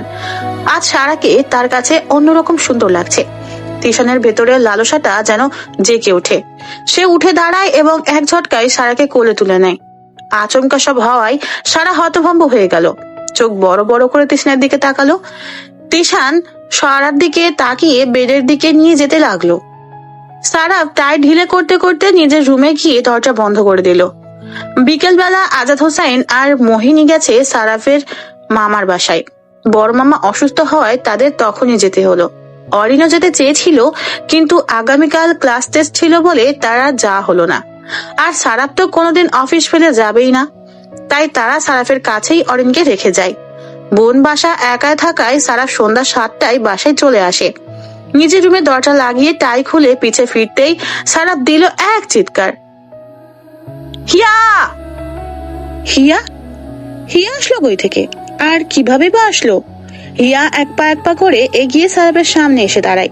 তারপর সারাফের কলার চেপে নিজের কাছে এনে আস্তে আস্তে বলে, কি মিস্টার, ভয় পেলে? ভাবছো তো কিভাবে তোমার রুমে চলে আসলাম? এত কিছু তোমার এই ছোট্ট মাথায় ঢুকিও না। ডাইরেক্টলি বলো কেন আসছো? ইনফ্যাক্টলি তোমার বিয়েতে রাজি করাতে। থ্রেড দিয়ে রাজি করাবা? যাই করো না কেন লাভ হবে না, বিয়েতে আমি রাজি হবই না। ওরে আমার উঠবি জামাইটা, সমস্যা নেই, বিয়ের আগে বাসর সেরে ফেলবো। তারপর তোমায় ফাঁসাবো এবং বলবো তুমি তোমার বাসায় টেনে নিয়ে এসে আমার সাথে। হিয়া আর কিছুই বলার আগেই সারাফ তার মুখ চেপে ধরে বলল, এমন নিচে নামতে পারবে? সব করব তোমাকে পাওয়ার জন্য। এখন বলো রাজি হবা নাকি তোমার চরিত্রের ব্যান্ড বাজাই দিব? সারাফ করুণ চোখে হিয়ার দিকে তাকালো। সামান্য বিয়ে করার জন্য একটা মেয়ে এত সব করতে পারে তার ধারণার বাইরে। সারাফ দোটানায় পড়ে গেল। একদিকে নিজের সম্মান আর একদিকে এই ধানি লঙ্কা, কোনটা করবে সে? সারাফ একটা শেষ চেষ্টা করলো। ভালোবাসা কিন্তু জোর করে হয় না। তুমি অলরেডি আমায় ভালোবাসো।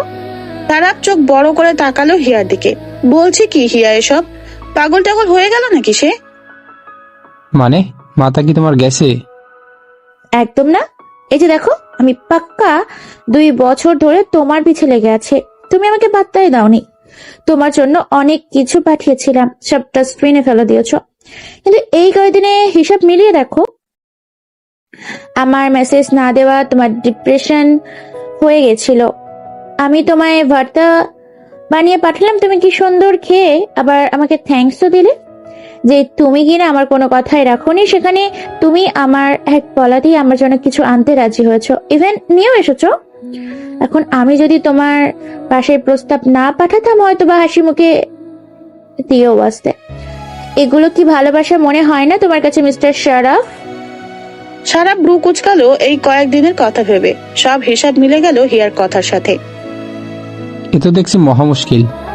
আজ সারাফ এবং হিয়ার এঙ্গেজমেন্ট। সেদিন হিয়া যা চাল চেলেছিল, এতে সারাফ আর বিয়েতে না করার সাহস পায়নি। সকাল সকাল সারাফ এবং তার বাবা বের হচ্ছে দেখে অরিন ব্রু কুচকে বলে, এই সকাল সকাল তোমরা কই যাচ্ছ? রায়হানদের ইনভাইট করতে। স্বাভাবিকভাবেই বলল সারাফ। মানে কেন? তাদের আবার ইনভাইট করার কি প্রয়োজন? তুমি তো তাদের ভালোভাবেই চেনোই না। চোখ বড় বড় করে জিজ্ঞেস করলো অরিন। আরে তুই কি মাহানকে ভুলে গেছিস? না, মাহান ভাইকে কেন ভুলবো? মাহানের বাসাতেই যাচ্ছি, আর রায়হান তো মাহানের ছোট ভাই। এক সেকেন্ড, কি বললা তুমি? মাহান ভাইয়ের ছোট ভাই এই রায়হান, যে কিনা আমাকে... আরে হ্যাঁ, রায়হান দেশের বাইরে থাকার কারণে তুই কখনো জানিসনি, আর মাহানের ফ্যামিলি মেম্বারদের সাথেও পরিচিত হয়নি। যাই হোক, রায়হান আমাকে চিনতো, হ্যাঁ আমাদের মধ্যে করে কথা হয় বিদায় রায়হানের কাছে আমার নাম্বারটাও ছিল। সেই সুবাদে সেদিন রায়হান আমাকে তোর কথা জানিয়েছে। এবার অরিনের হতভম্ব মুখটা দেখে কে? সে জানতোই না মাহানের ভাই আছে, আর তার যে বড় কথা, মাহান ভাইয়ের ছোট ভাই রায়হান, তার বদমেজাজি kidnapper. What a miracle! Saraf আর কিছু না বলে তার বাবাকে নিয়ে বেরিয়ে গেল। সারাফ এবং মাহান কলেজ ফ্রেন্ড। কলেজে একসাথে যেমন ছিল, সেরকম ভার্সিটিতেও তার 2 বন্ধুত্ব অনেক গভীর। অরিন রুমে গিয়ে দরজা বন্ধ করে নাগিন ডান্স দিল, এই ভেবে রায়হান তার ভাইয়ের বিয়েতে থাকবে। উফ, তার খুশিতে নিজেকে পাগল পাগল লাগছে। এতদিন ভয় তার কিডন্যাপারকে ভার্সিটিতে জ্বালাতে পারেনি। সেদিন চোর ভেবে যা টালানি দিয়েছে, এটা ঠিকই রায়হান ওসুল করে ছাড়তো। তাই সেই ভয়ে অরিন একদম লক্ষ্মী মেয়ের মতো ছিল। রায়হানকে কোনো অভিযোগের সুযোগ দেয়নি সে একবারের জন্য। রায়হানও আর কিছু বলেনি, তার চেহারা দেখেই বোঝাই যাচ্ছিল সে কোনো কিছুর চাপে রয়েছে। তাই তেমন একটা অরিনকে খেয়াল করেনি। তবে যত দিন গেছে, রায়হানের প্রতি অরিনের ভালো লাগা বেড়েই চলেছে। সে অলরেডি রায়হানের প্রেমে পড়ে গেছে, সেটা অরিনের বুঝতে সময় লাগেনি। তাই তো যেদিন রায়হান আসতো না, সেদিন কেমন মন মরা হয়ে থাকতো সে। সেই কেলানির পর আজ 4 মাস অতিবাহিত হয়েছে, ভাবা যায়। গতকালই প্রথম সেমিস্টার পরীক্ষা শেষ হলো, তার উপর লম্বা ছুটি। এখন তো তার কিডন্যাপারকে আরো দেখবে না। এই ভেবে অরিন দরজা খুলে বেলকনিতে চলে গেল। দরজা খোলার কারণ, তার মা ডাকলে যেন সে শুনতে পায়। অরিন পলকহীন ভাবে আকাশের দিকে তাকিয়ে আছে। তার মন চাচ্ছে মুক্ত পাখির মতো উড়ে বেড়াতে, উড়ে উড়ে নিজের ভালো লাগার ফিলিংসটা সেই সাদা সাদা মেঘগুলোর সাথে শেয়ার করতে। অরিনের ভাবনার মাঝে কেউ তার পিছন থেকে জড়িয়ে ধরে বলল, সারপ্রাইজ। অরিন ভয়ে পিছে ফিরে দেখে মিশকা অরিনের খালাতো বোন এবং একমাত্র বেস্টি। কে বলেছে অরিনের ফ্রেন্ড নেই? অরিন মিশু বলে চেঁচিয়ে জড়িয়ে ধরলো। ইয়ার, এতদিন কই ছিলি তুই? একটা খবরও নিলি না? যা শয়তান মাইয়া, কথা বলবি না। মিশকা হেসে দেয় অরিনের গাল ফোলানোর কথা শুনে। খালামণি ফোন করলেই আমি তো, খবর তো নেই তখন। কেন? আমাকে ফোন করে খবর নিলে কি সমস্যা? তোর নাম্বারটা আমি হারিয়ে ফেলেছি, কি করে খবর নিতাম? আরে গাধি, এতবার যে খালামণিকে ফোন দেস, তার থেকে বা সারাফ ভাইয়ের থেকে চাইলেই তো দিয়ে দিত। মিশকা মাথা চুলকাতে বলে, বইন বিলিভ মি, আমি নাম্বার নিব করে ভুলেই যাই একেবারে। এখন আর রাগিস না প্লিজ, তোর নাম্বার এখনই নিব। আর হ্যাঁ, আমি আজ থেকে থাকবো পাক্কা 20 দিন। সত্যি? 3 সত্যি। এবার তো রেগে থাকিস না। কোমরা করে বলল মিশকা। অরিন আনন্দে জড়িয়ে ধরল মিশকাকে। প্রায় অনেক দিন পর মিশকাকে পেয়েছে সে। 2 বোন মিলে রুম থেকে বেরিয়ে ড্রয়িং রুমের দিকে চলে গেল। সারা ইদানিং অনেক বমি করছে, কিছু খেতে পারছে না, সব কেমন ভেতর থেকে গুলিয়ে আসে, যাই খাচ্ছে সব বমি করে ফেলে দিচ্ছে। এসব দেখে তিশানের মায়ের সন্দেহ জাগলো, তাই সে জলদি করে সারাকে হসপিটাল নিয়ে টেস্ট করায়। পরের দিন মায়ের জোড়াজুড়িতে তিশান রিপোর্ট নিয়ে আসে, রিপোর্ট পজিটিভ। এটা দেখে তিশানের ভিতরে এক অজানা প্রশান্তি খেলে গেল, তার অস্তিত্ব সারার মাঝে। এই বাবা হওয়ার অনুভূতি যেন তিশানকে চারপাশ থেকে ঘিরে ধরেছে, এ যেন শ্রেষ্ঠ অনুভূতি। তিশান রিপোর্ট নিয়ে তিশান রুমে চলে আসে। সারা চোখ বুজে বেডের সাথে হেলান দিয়ে বসে আছে, আর তিশানের মা তার পাশে বসে। এই কয়েকদিনে সারার মুখটা কেমন মলিন হয়ে গেছে, চেহারায় ক্লান্তি ভাব স্পষ্ট। তিশানকে তিশানের মা দেখতে পেতেই তিশানকে ডেকে ভেতরে আসতে বলে। তিশানকে ডাকতে শুনে সারা ধীর গতিতে চোখ মেলে তাকালো। তিশানের ঠোঁট এবং হাত অনবরত কেঁপে চলেছে আনন্দে। কিরে, রিপোর্টে কি এসেছে? সারার দিক থেকে চোখ সরিয়ে মায়ের দিকে তাকালো তিশান। তার মা উৎসুক হয়ে তিশানের দিকেই তাকিয়ে। তিশান ঠোঁট কাঁপিয়ে মৃদু স্বরে বলে, তুমি দাদিমা হতে চলেছ মা? আলহামদুলিল্লাহ বলে সারাকে জড়িয়ে ধরলেন। সারা যেন স্ট্যাচু হয়ে গেছে, নিজের কানকে বিশ্বাস করতে পারছে না। কি বললো তিশান? তার শাশুড়ি দাদিমা, তার মানে সে গর্ভবতী? তার মাঝে আরেকটা অস্তিত্ব বেড়ে চলেছে। নিজের অজান্তেই সারার পেটে হাত চলে গেল, অশ্রুর বাঁধ ভেঙে মুক্তোর মতো চোখের কোনা বেয়ে গড়িয়ে গেল। তিশানের মা তৎক্ষণাৎ রুম থেকে বেরিয়ে গেল তিশানের বাবাকে খবরটি দিতে। বাড়িতে যেন খুশির আমেজে মৌ মৌ করছে। তিশান রিপোর্টটা টেবিলের উপর এক বইয়ের ভিতর রেখে সারার পাশে এসে বসলো। সারা পেটে হাত দিয়ে তার সন্তানকে নিয়ে স্বপ্ন বুনতে ব্যস্ত। তিশান মৃদু সুরে বলে, ধন্যবাদ সারা, আমাকে এই অমূল্য সম্পদ উপহার দেওয়ার জন্য। তুমি জানো না আজ আমি কতটা ভালোবাসি। এতদিন পর তিশানের মুখে ভালোবাসি শুনে সারা যেন আবেগে নেতিয়ে পড়লো। আজ যেন চারপাশে সুখ ছাড়া আর কিছুই দেখতে পাচ্ছে না। আজ তার জন্য বিশেষ একটা দিন। সারা প্রেগনেন্ট রায়হান। রায়হান ল্যাপটপে একটা ফাইল চেক করছিল। হুট করে তোহার মুখে এই কথা শুনে রায়হানের হাত চলা বন্ধ হয়ে গেল। ল্যাপটপ থেকে চোখ সরিয়ে তোহার দিকে তাকালো।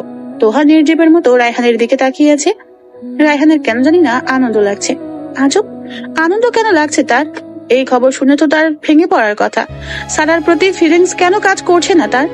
কোথায় গেল তা? সারার প্রতি সব কেমন ঘোলাটে লাগছে রায়হানের কাছে। তোহা সূক্ষ্ম দৃষ্টিতে রায়হানকে বোঝার চেষ্টা করে যাচ্ছে, কিন্তু সে রায়হানের চেহারার ভাবভঙ্গি বুঝে উঠতে পারছে না। রায়হান স্বাভাবিক ভাবেই বলে, তোমার ভাইকে বলিও 1 কেজি মিষ্টি পাঠিয়ে দিতে। কি হয়েছে কি? বলেই রায়হান আবার নিজের কাজে মনোযোগ দিল। কয়েক মাস তার উপর দিয়ে বেশ ঝড় যাচ্ছে। তার বাবা চেক আপ করাতে দেশের বাইরে গিয়েছে, যার কারণে তার বাবার জায়গায় তাকেই সব সামলাতে হয়।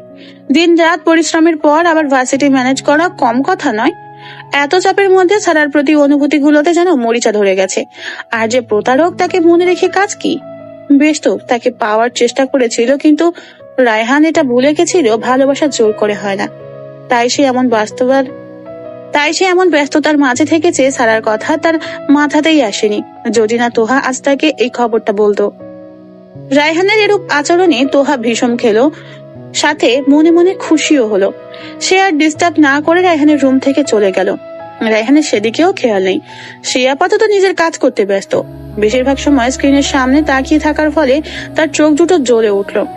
রায়হান ল্যাপটপ অফ করে কিছুক্ষণ চোখ বন্ধ করে রইল। চোখ বন্ধ করতেই রায়হানের চোখের সামনে অরিনের চেহারা ভেসে উঠল। সাথে সাথে সে চোখ খুলে উঠে বসলো। তারপর কি মনে করে নিজের অজান্তেই হেসে ফেলে। রায়হান চোখ বুজে ভাবছে সেদিনের কথা। সেদিন অরিন তাকে গভীরভাবে পর্যবেক্ষণ করছিল দেখে রায়হান বিরক্তি নিয়ে জিজ্ঞেস করেছিল, কথাবার্তা ভাবা ছাড়া আর কোনো কাজ নেই তোমার? উফ, আমি সিরিয়াস কিডন্যাপার। আচ্ছা শোনেন না, আপনার মন কি কালারের? মাথা কি গেছে তোমার? মনের আবার কালার হয় নাকি? হয়, এবং আমি এটাও জানি আপনার মনের কালার কি। ও রিয়েলি? তো বলো তো আমার মনের রং কি? নীল। অরিনের কথায় সেদিন রায়হান ফিক করে হেসে দেয়। অরিন গাল ফুলিয়ে বলে, দেখেন একদম হাসবেন না। কয়বার বলবো যে আমি সিরিয়াস? আমি বেশিরভাগ সময় আপনাকে নীল, স্কাই আর নেভি ব্লু পোশাকেই পরতে দেখেছি, তাই বলেছি। আর এটাও জানি আপনার পছন্দের কালার নীল। আমার ফেভারিট কালার নিয়ে বিচার করে ফেললা? হ্যাঁ, আপনার মনটা নীল কালারের, আর আমি আপনার সেই নীল মনের মায়া হতে চাই, তাও গভীরভাবে। অরিনের কথায় রায়হান বিষম খেলো। কাশতে কাশতে তার দম বন্ধ হয়ে আসছিল।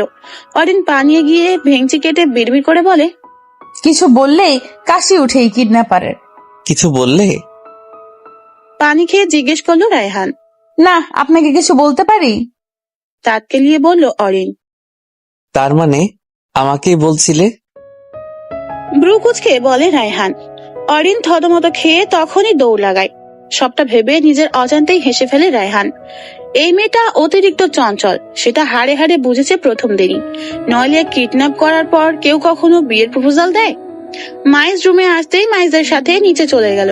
নিচে নামতেই সারাফ আর তার বাবা বাড়িতে প্রবেশ করলো। রায়হান সারাফকে দেখে হেসে জড়িয়ে ধরে কুশল বিনিময় করলো। সারাফ আর তার বাবাকে নিয়ে রায়হান লিভিং রুমে চলে আসলো এবং কথা বলতে লাগলো। তা সারাফ ভাইয়া, হুট করে আমাদের কথা মনে পড়লো বুঝি? আরে তেমন কিছু না, তোদের কথা তো সবসময় মনে পড়ে, বাট কাজের চাপে আসা হয় না। বুঝলাম। তা আজ কি মনে করে আসলে? অ্যাকচুয়ালি আজ আমার এঙ্গেজমেন্ট, তাই দাওয়াত দিতে আসলাম। ওয়াহ ভাই, কংগ্রাচুলেশন, ফাইনালি তুইও বিয়ের পিড়িতে বসছিস। মাহান লিভিং সালামের দিকে যেতে যেতেই বলল, অনেকদিন পর বন্ধুকে পেয়ে সারাফ মাহানের সাথে আড্ডায় বসে গেল। মাহান, সারাফ, রায়হান হেসে হেসে অনেক কথা বলল। আচ্ছা শোন, আমার অন্যান্য আত্মীয় স্বজনদের দাওয়াত করতে যেতে হবে, তোর সন্ধ্যার সময় চলে আসিস।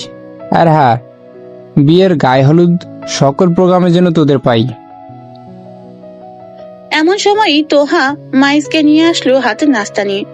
কিছুক্ষণ কথা বলে সারাফ আর তার বাবা চলে গেল। রায়হান ভাবছে এখন যদি সারাফের এঙ্গেজমেন্ট যায় তাহলে অরিন তো আরো জ্বালিয়ে মারবে, কিন্তু না গিয়েও তো উপায় নেই। যতই হোক তার বড় ভাইয়ের বন্ধুর বিয়ে বলে কথা। রায়হান যেন দোটানায় পড়ে যায়, যাবে কি যাবে না এই বিষয়ে। রায়হানকে এমন চিন্তিত দেখে তোহা ব্রুকুচকে জিজ্ঞেস করলো, কি হলো দেবজি, কোনো গভীর চিন্তায় ডুব দিলে না? কই ভাবি, কিছু না। যাই হোক, আমি যাই উপরে। বলেই রায়হান উপরে নিজের ঘরে চলে গেল। রায়হানের পিছে পিছে মাইজও গেল। তোহা এদিকে মাহানকে বলল, আচ্ছা মাহান, আমাদের তো শপিং এ যাওয়া উচিত তাই না? তাছাড়া আপনার বন্ধুকে তো কিছু একটা দিতে হবে নাকি? হ্যাঁ ঠিকই বলেছ, এক কাজ করো, 11টার দিকে তুমি আর মা মিলে শপিং এ যাও, আমি এখন অফিসের জন্য বের হব। তোহা সম্মতি জানালে মাহান নিজের রুমে চলে গেল চেঞ্জ করতে, আর তোহা গেল রায়হানের রুমে মাইজকে আনতে। মাইজের স্কুল যাওয়ারও সময় হয়ে গেছে। তোহা এসব ভেবে যেই পিছে ফিরলো, দেখলো মাইজ রায়হানের সাথে নামছে। ভাবি, আজ মাইসকে আমি স্কুলে দিয়ে অফিসে যাব। তোহা মুচকি হেসে বিদায় দিল ওদের। অরিন আর মিশকা বকবক করছে, আর মোহিনী সহ কিছু আত্মীয় স্বজন এই সেই কাজে দৌড়াদৌড়িতে ব্যস্ত। অরিনদের কথার মাঝেই হিয়ার কল এলো। অরিন ফোন রিসিভ করে লম্বা একটা সালাম দিল হিয়াকে। হিয়াও মুচকি হেসে সালামের উত্তর নিয়ে বলে, কি ননদিনী, কি অবস্থা আপনার? আলহামদুলিল্লাহ ভাবি, ভালো। তুমি কেমন আছো? আলহামদুলিল্লাহ। তোমার ভাই কোথায়? সকাল থেকে ফোন দিচ্ছে, রিসিভ তো করছে না। ভাইয়া আত্মীয়দের দাওয়াত করতে বেরিয়েছে, হয়তো ফোন সাইলেন্ট, তাই ধরতে পারছে না। ও আচ্ছা, যাক, তোমার ওই ভাই ফাইনালি সংসারী হচ্ছে। তার বলতে, তুমি না থাকলে তোমার ভাইকে বিয়ে করা তো দূর, কিছুই হতো না। ভাগ্যিস তোমার আইডিয়াতে সেদিন বাড়িতে ঢুকেছি, নয়তো এই নিরামিষকে রাজি করানোর দায় ছিল। মিশকা হিয়ার কথায় অবাক চোখে অরিনের দিকে তাকায়। তার মানে কি অরিন প্ল্যান করে এসব সাজিয়েছে? অরিন ফিক করে হেসে দিয়ে বলে, বাড়িতে ভাবির উৎপত্তি করতে হলে এইরকম চালাকি করতেই হয়। যাই হোক, এখন বলো কি জন্য ফোন দিলে? ও হ্যাঁ, ভালো কথা, চেয়েছিলাম শপিং এ যাব তোমার ভাইয়ের সাথে, কিন্তু তোমার ভাই তো নানা কাজে বিজি। এখন না হয় তুমি আমার মিশকাই আছো। আর হ্যাঁ, মিশকা কি এসেছে? হ্যাঁ এসেছে, আমার পাশেই। মিশকাও কিছুক্ষণ কথা বললো হিয়ার সাথে। অরিন সবশেষে বলে, তাহলে ভাবি আমরা রেডি হই, তুমি রেডি হয়ে থাকো, ফোন দিলে নিচে এসো। আচ্ছা, আর হ্যাঁ, আমাদের গাড়ি করেই কিন্তু যাব। বাপি আমাদের 3টে মেয়েকে একা একা কিন্তু ছাড়বে না। আমরা খেয়ে রেডি হয়ে নি। আল্লাহ হাফেজ। আল্লাহ হাফেজ। ফোন রেখে অরিন আর মিশকা গেল রেডি হতে। মিসকা রেডি হতে হতে জিজ্ঞেস করলো, আচ্ছা বই, তুই কিভাবে ওদের সেটিং করে দিলি? যেভাবে করার সেভাবে। বিছানা থেকে হিজাব ওড়না নিতে নিতে বলল অরিন। হেয়ালি না করে বল না। আচ্ছা আচ্ছা বল